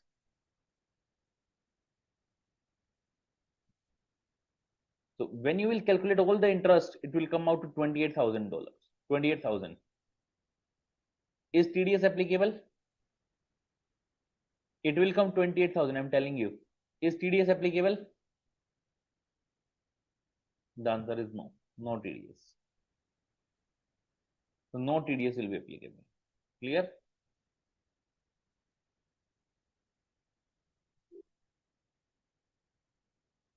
Winning from online games. Can you tell me the tax rate applicable on this online games income? What is the tax rate applicable on this online games income? 30%. Everyone says 30%. Now, what should be the TDS rate? If 30% is the income tax rate, TDS rate also it should be 30%, because anyways you know it is taxable at 30%. So applicability of TDS under section 194BA, the tax rate is 30%.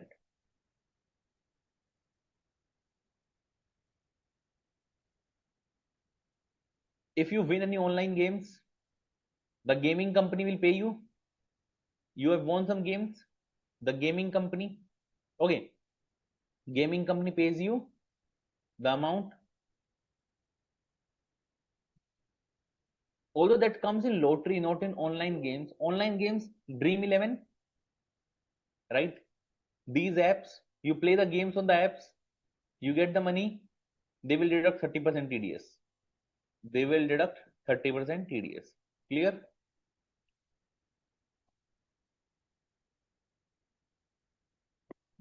Right, everyone? So TDS on withdrawal during the financial year. Let's suppose you have won money of 50,000, but you have withdrawn only 30,000. 20,000 is still lying in your wallet. You have won 50,000 money. Now 50,000 is in your wallet, but you have withdrawn in your bank only 30,000. 20,000 is still lying in your wallet. On how much TDS is required to be deducted? On how much TDS is required to be deducted? 30, 20 or 50? Full 50, correct. Full 50. Harshal, the money is in nutshell given to you. Even if you haven't withdrawn, this is lying in your wallet, you have already won it. How much will be taxable income? How much will be taxable income? 50K. So TDS will also be on 50K. So if there is a withdrawal, you deduct the TDS. On the remaining amount in the user as computed in the prescribed manner, at the end of the year, you need to deduct the TDS on the remaining amount as well. Net winnings in kind. Let's suppose this is 194BA. Let's take an example.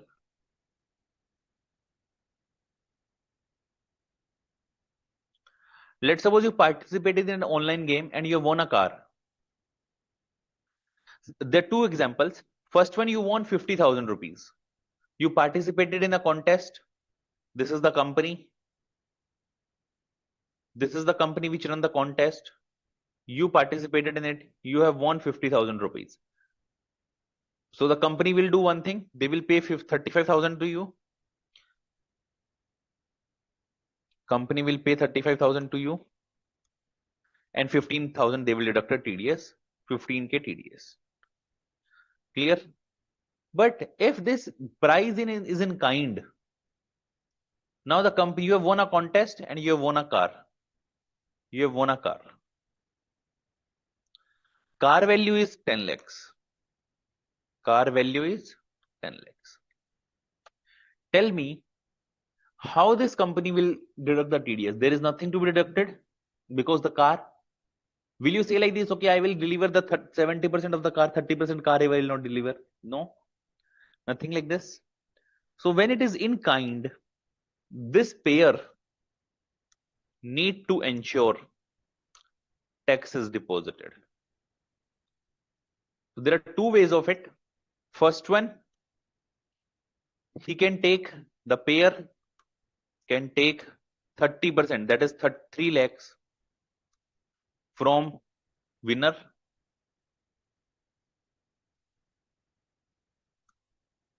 and deposit TDS. Or second is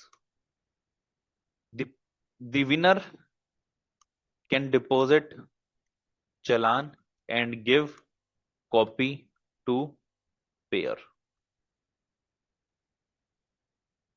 Or winner can deposit the challan and give copy to the payer.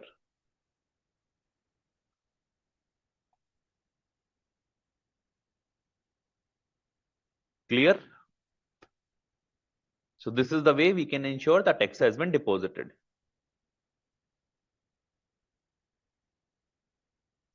Everyone, are you with me till here?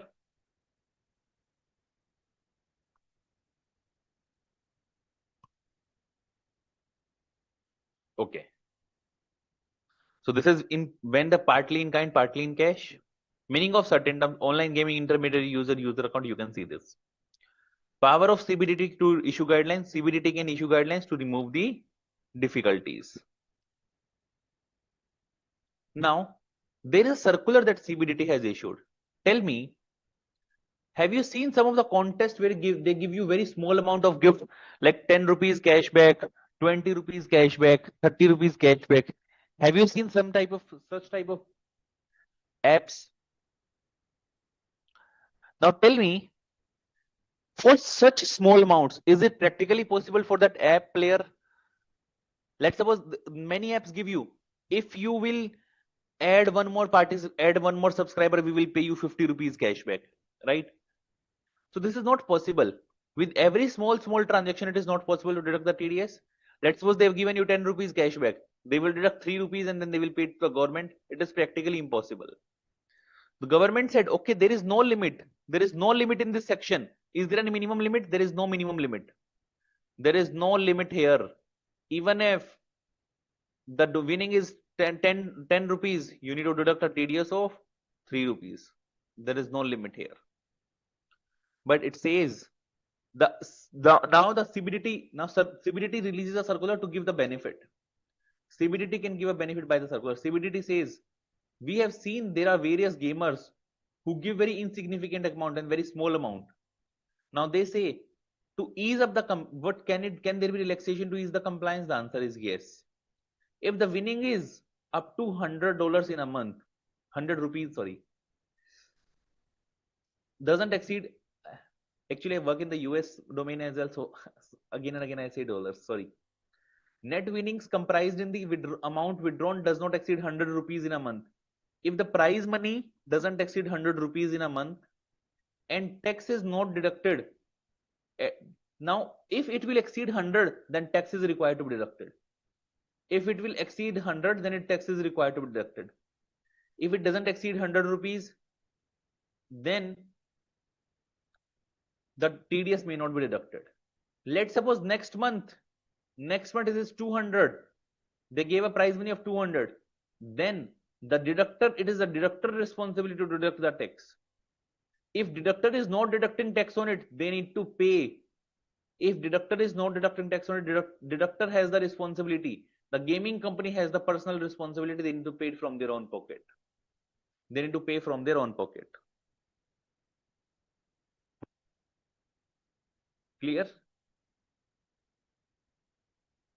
And they say when the net winnings is in kind, we have already discussed in this case.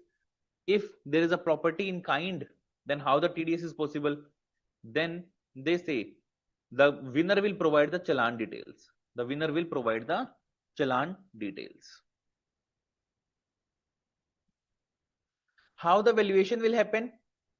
How now I valued the car at 10 lakhs. Now this company is not in business of cars, gaming company.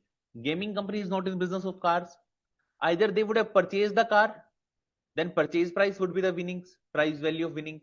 Or if they have produced it, or if they have manufactured the car themselves, then it is the normal price that is charged for the car. Normal price it charges for the cars would be the value of the winnings.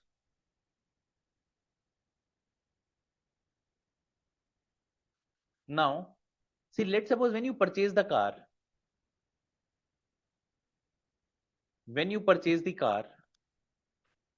let's suppose the car value is 10 lakhs. There will be GST charged on it. How much is the GST on car? How much is the GST on car? It was reduced, right? Earlier it used to be more, but for small cars it is 18%. Earlier it used to be 28%. Now the dealer give you cars like this. They will charge 18% GST on it and they will give you at this value. Tell me on how much the TDS is required to be deducted, on 1,18,000 or 10 lakhs? On 11,80,000 or 10 lakhs? TDS is deducted on 10 lakhs or 11,80,000? TDS is deducted on the amount excluding GST. TDS is applicable on amount excluding GST. Clear?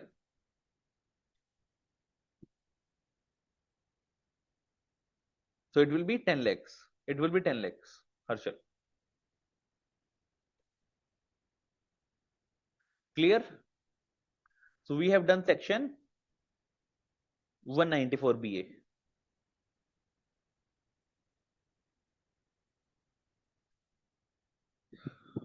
Next.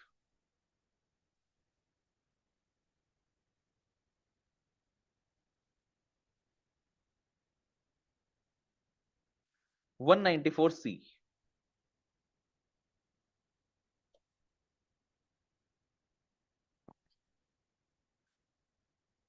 One 194C.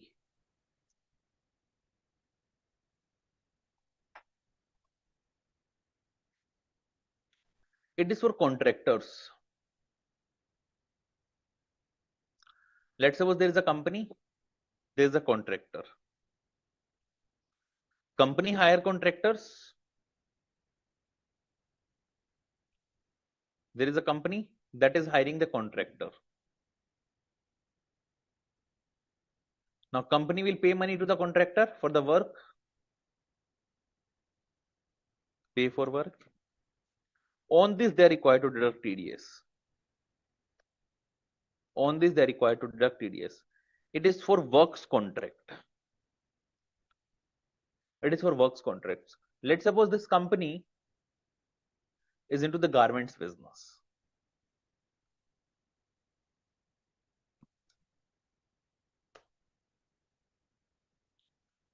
It gets stitching done from the contractors. There are tailors who are contractors. The company sends its material.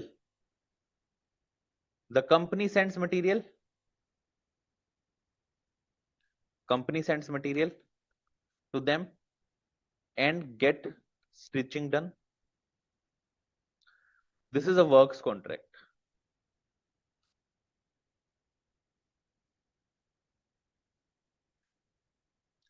On this, the TDS will be applicable.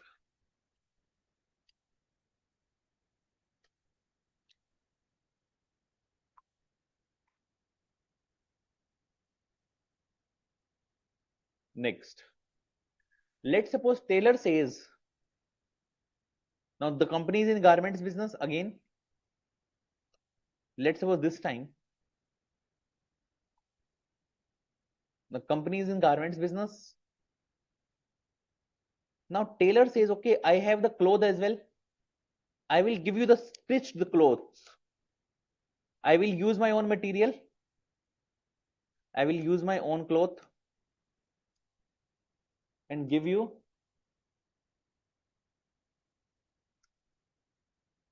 final garments.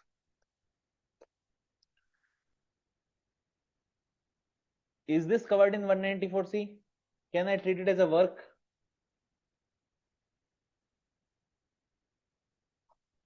Can I treat this as a works contract? Or is it a sale of goods? Is it a service contract or sale of goods? What do you think?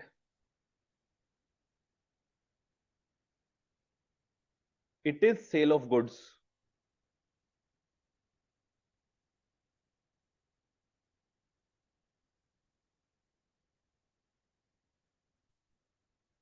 It is sale of goods.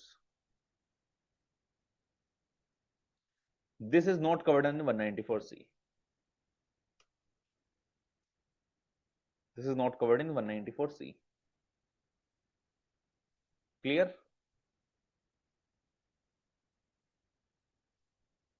So it says another important thing is in 194C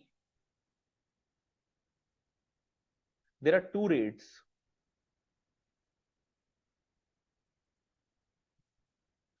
One second.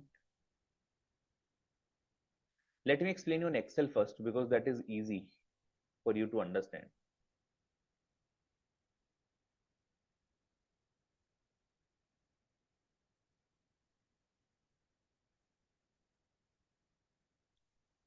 Now, who is the payer and payee?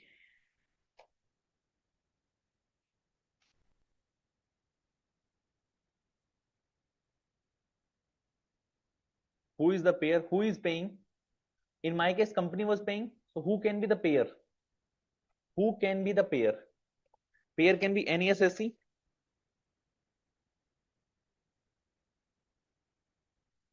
any person.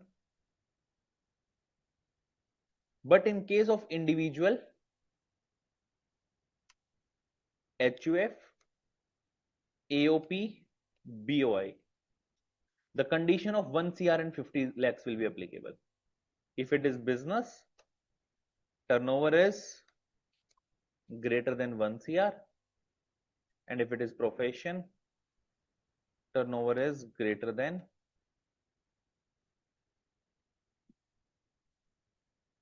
50 lakhs.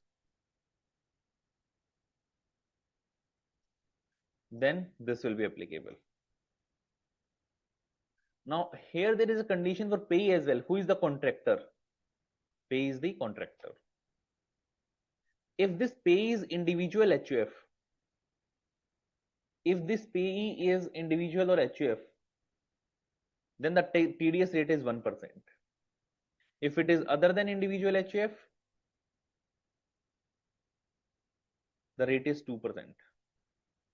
The rate is 2%.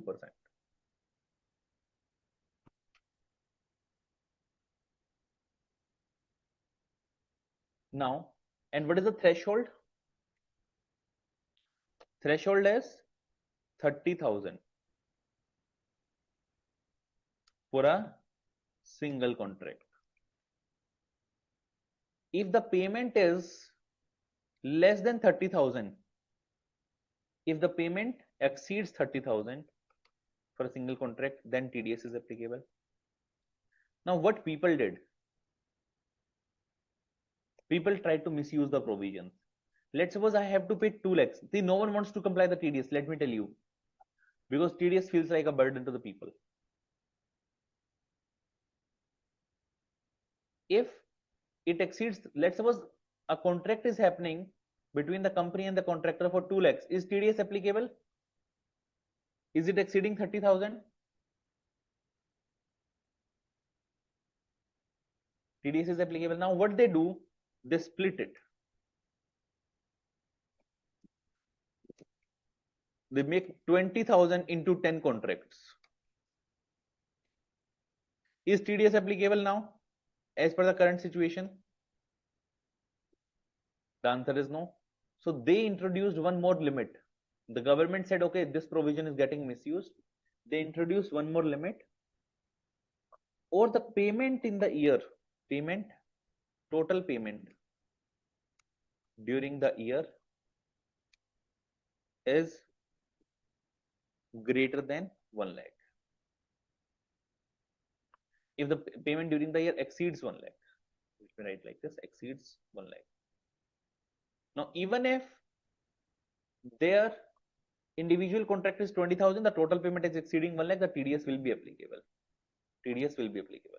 And if it exceeds 1 lakh, let's suppose the payment is 2 lakhs, the TDS will be applicable on balance 1 lakh or entire 2 lakhs. TDS will be applicable on balance 1 lakh or entire 2 lakhs. Everyone, entire 2 lakhs. TDS will be applicable on the entire 2 lakhs, because we know if a TDS is applicable, that is applicable on the entire amount if it exceeds the limit. Clear? Let's see in the book. 194C, that is for contractors and subcontractors. Let's suppose this is company,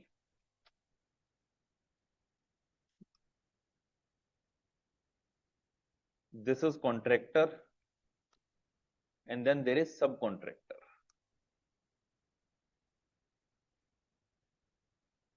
Company, contractor, subcontractor. Company is paying to the contractor, TDS provisions applies. If contractor is paying to the subcontractor, they have hired further contractors, will the TDS apply? Will the TDS applies?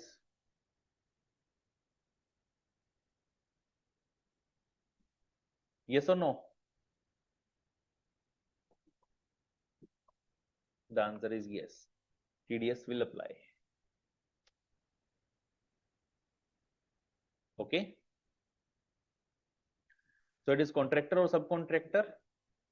If any one of these, central government, state government, anything, or any person whose turnover exceeds 1 CR and 50 lakhs, they have to deduct the TDS. Time of deduction you already know, whichever is earlier, or the suspense account or any other account. Important point, please mark it as important.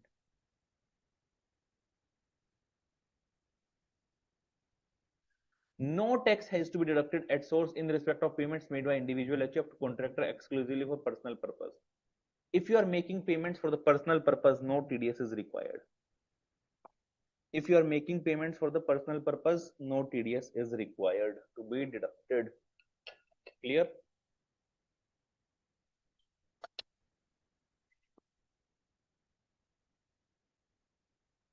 Next, rate of TDS 1% if it is payee's individual HF, or 2% in case of other payees.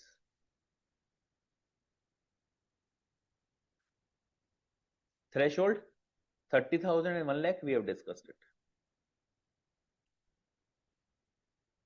This is the question, you can do it very simple. This is your homework.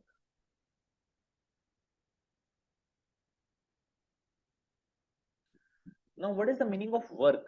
I said it is a works contract. Work means advertising. My voice is very slow, is it, everyone? Is my voice slow, or are you able to hear me properly? Mathli, is it fine now? Is it fine now? I'm using the same system which I was using earlier. There is no change.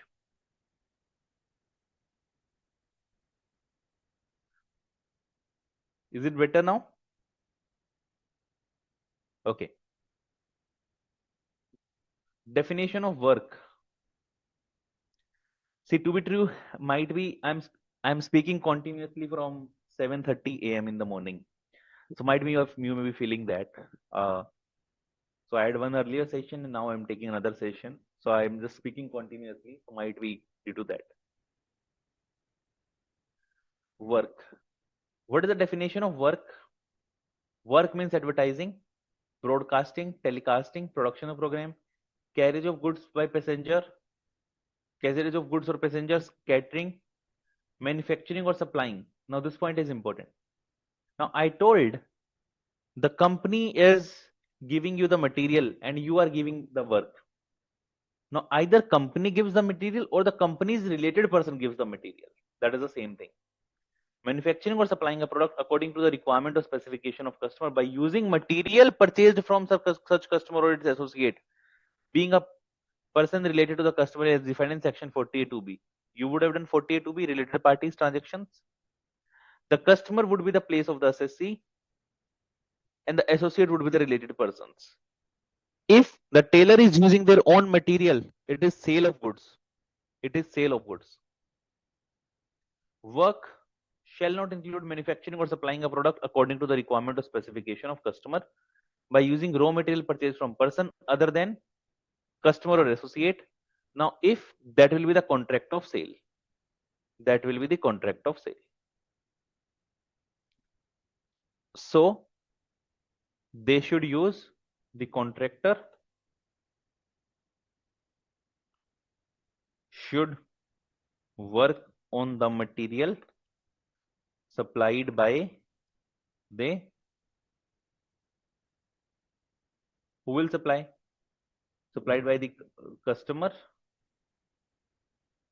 or its related parties. Or its related parties. Next.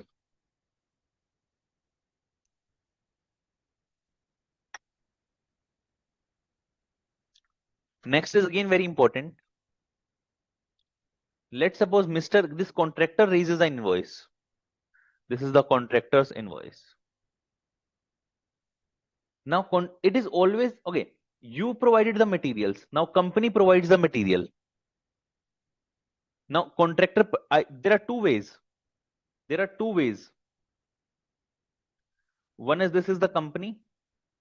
This is the contractor. One is company's contractor is purchasing material from company. Contractor is purchasing material from company and then doing the work. Then doing work and then billing to company. Got it? Now, if contractor is purchasing the material from the company, then billing it to the company, the contractor will book the materials as well as the service. Or there is another way. There is another way. The contractor, like in my case, in my stitching case, the company is giving the material. The contractor is not buying, working on the material. Working on working on material supplied by company. Harshal, first one is, see, there are two scenarios. Understand the difference.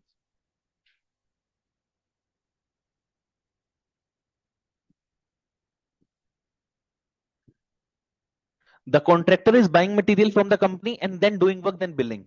Let's suppose material is for 1 lakh. Then it is service charge is for 50,000. It is 1,50,000. It is 1,50,000 total. Now here, the contractor is not purchasing material from outside. If he will purchase material from outside, other than company or its related party, then it is contract for sale. Here it is not contract for sale. It is not contract for sale, because the material is purchased from the customer itself. Now, when he will bill, when this person will bill to this person, if material is shown separately in bill, then TDS is deducted only on service charge, not on material. But if material is not shown separately, they have just directly invoiced 1,50,000, invoiced 150K combined, then TDS will be applicable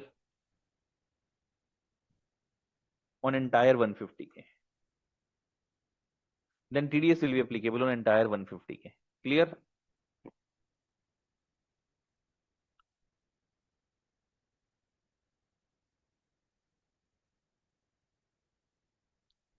Next.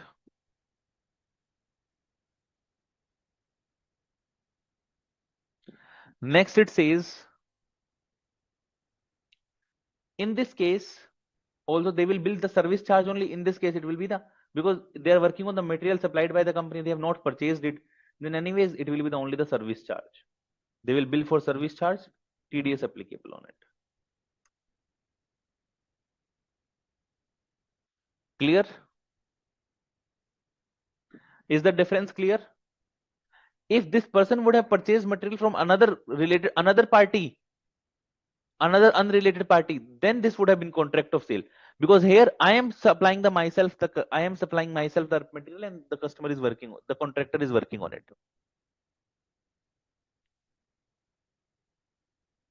Okay.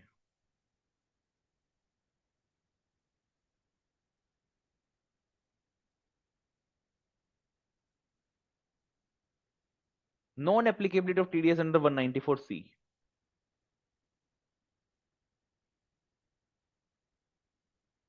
Now, if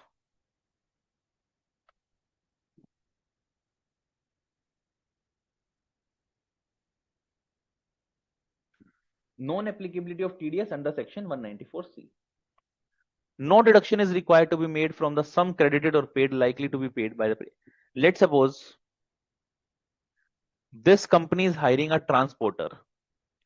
This company is hiring a transporter. This is the transporter. Now you know the transporter have been given some benefits. You know the transporter in, do you remember section 40A3? The cash expenditure limit. was 10,000.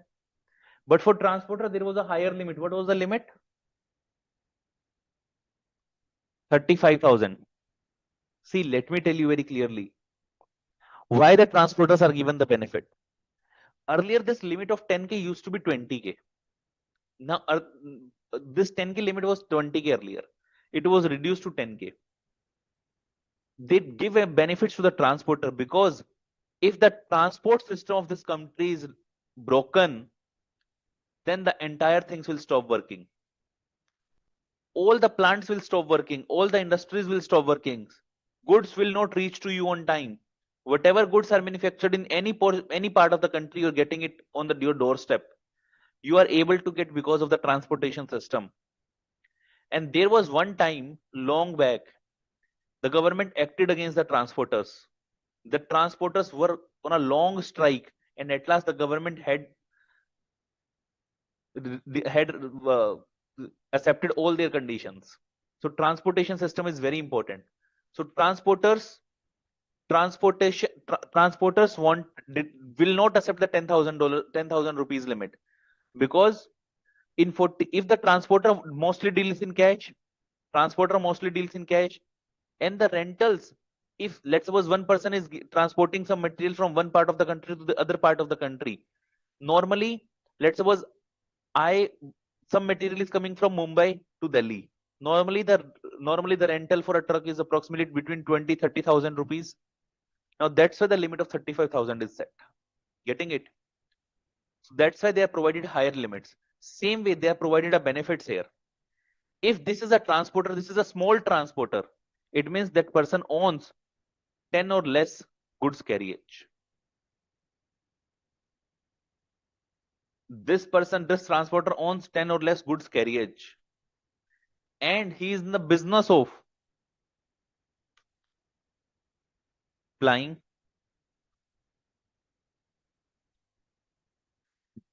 hiring, or leasing goods carriage. And he furnishes his pen, furnishes copy of pen. Then no TDS is applicable here. Then no TDS is applicable. They're talking about small transporters who are owning 10 or less goods carriage. Then no TDS is applicable here. Now the examiner tricks you. They give you the 11 goods carriage and they will ask you, you need to say that TDS is applicable because this condition is for you're owning 10 or less goods carriage. So it says no deduction required to be made if he furnishes the pen on 10 or less goods carriages, business of plying hiring, furnishes his pen. There is an exemption under section 194C for this. What is a goods carriage, motor vehicle and all?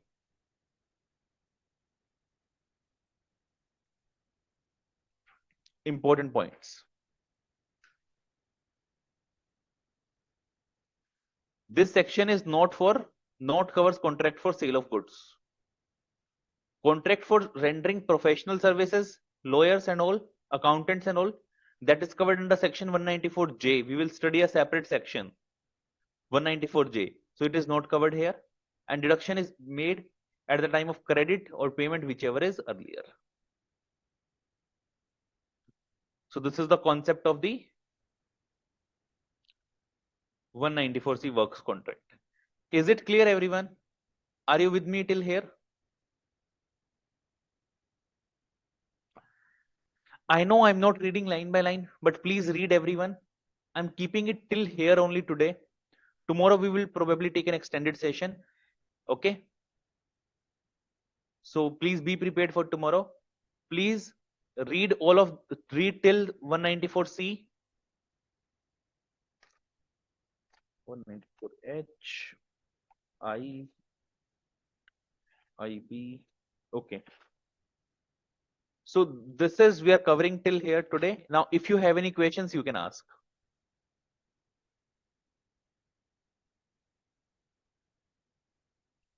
If you have any questions, you can ask.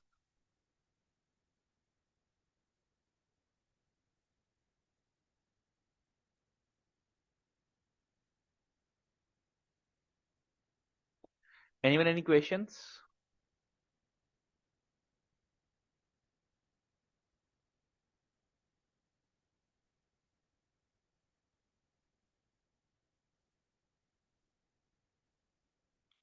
Okay.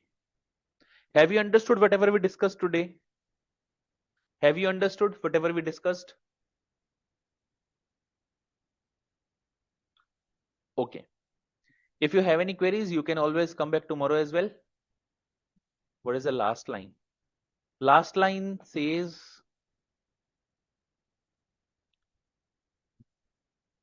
the same thing. This says if either the payment is made first or in your Excel file, furnishes copy of pen. Furnishes copy of pen.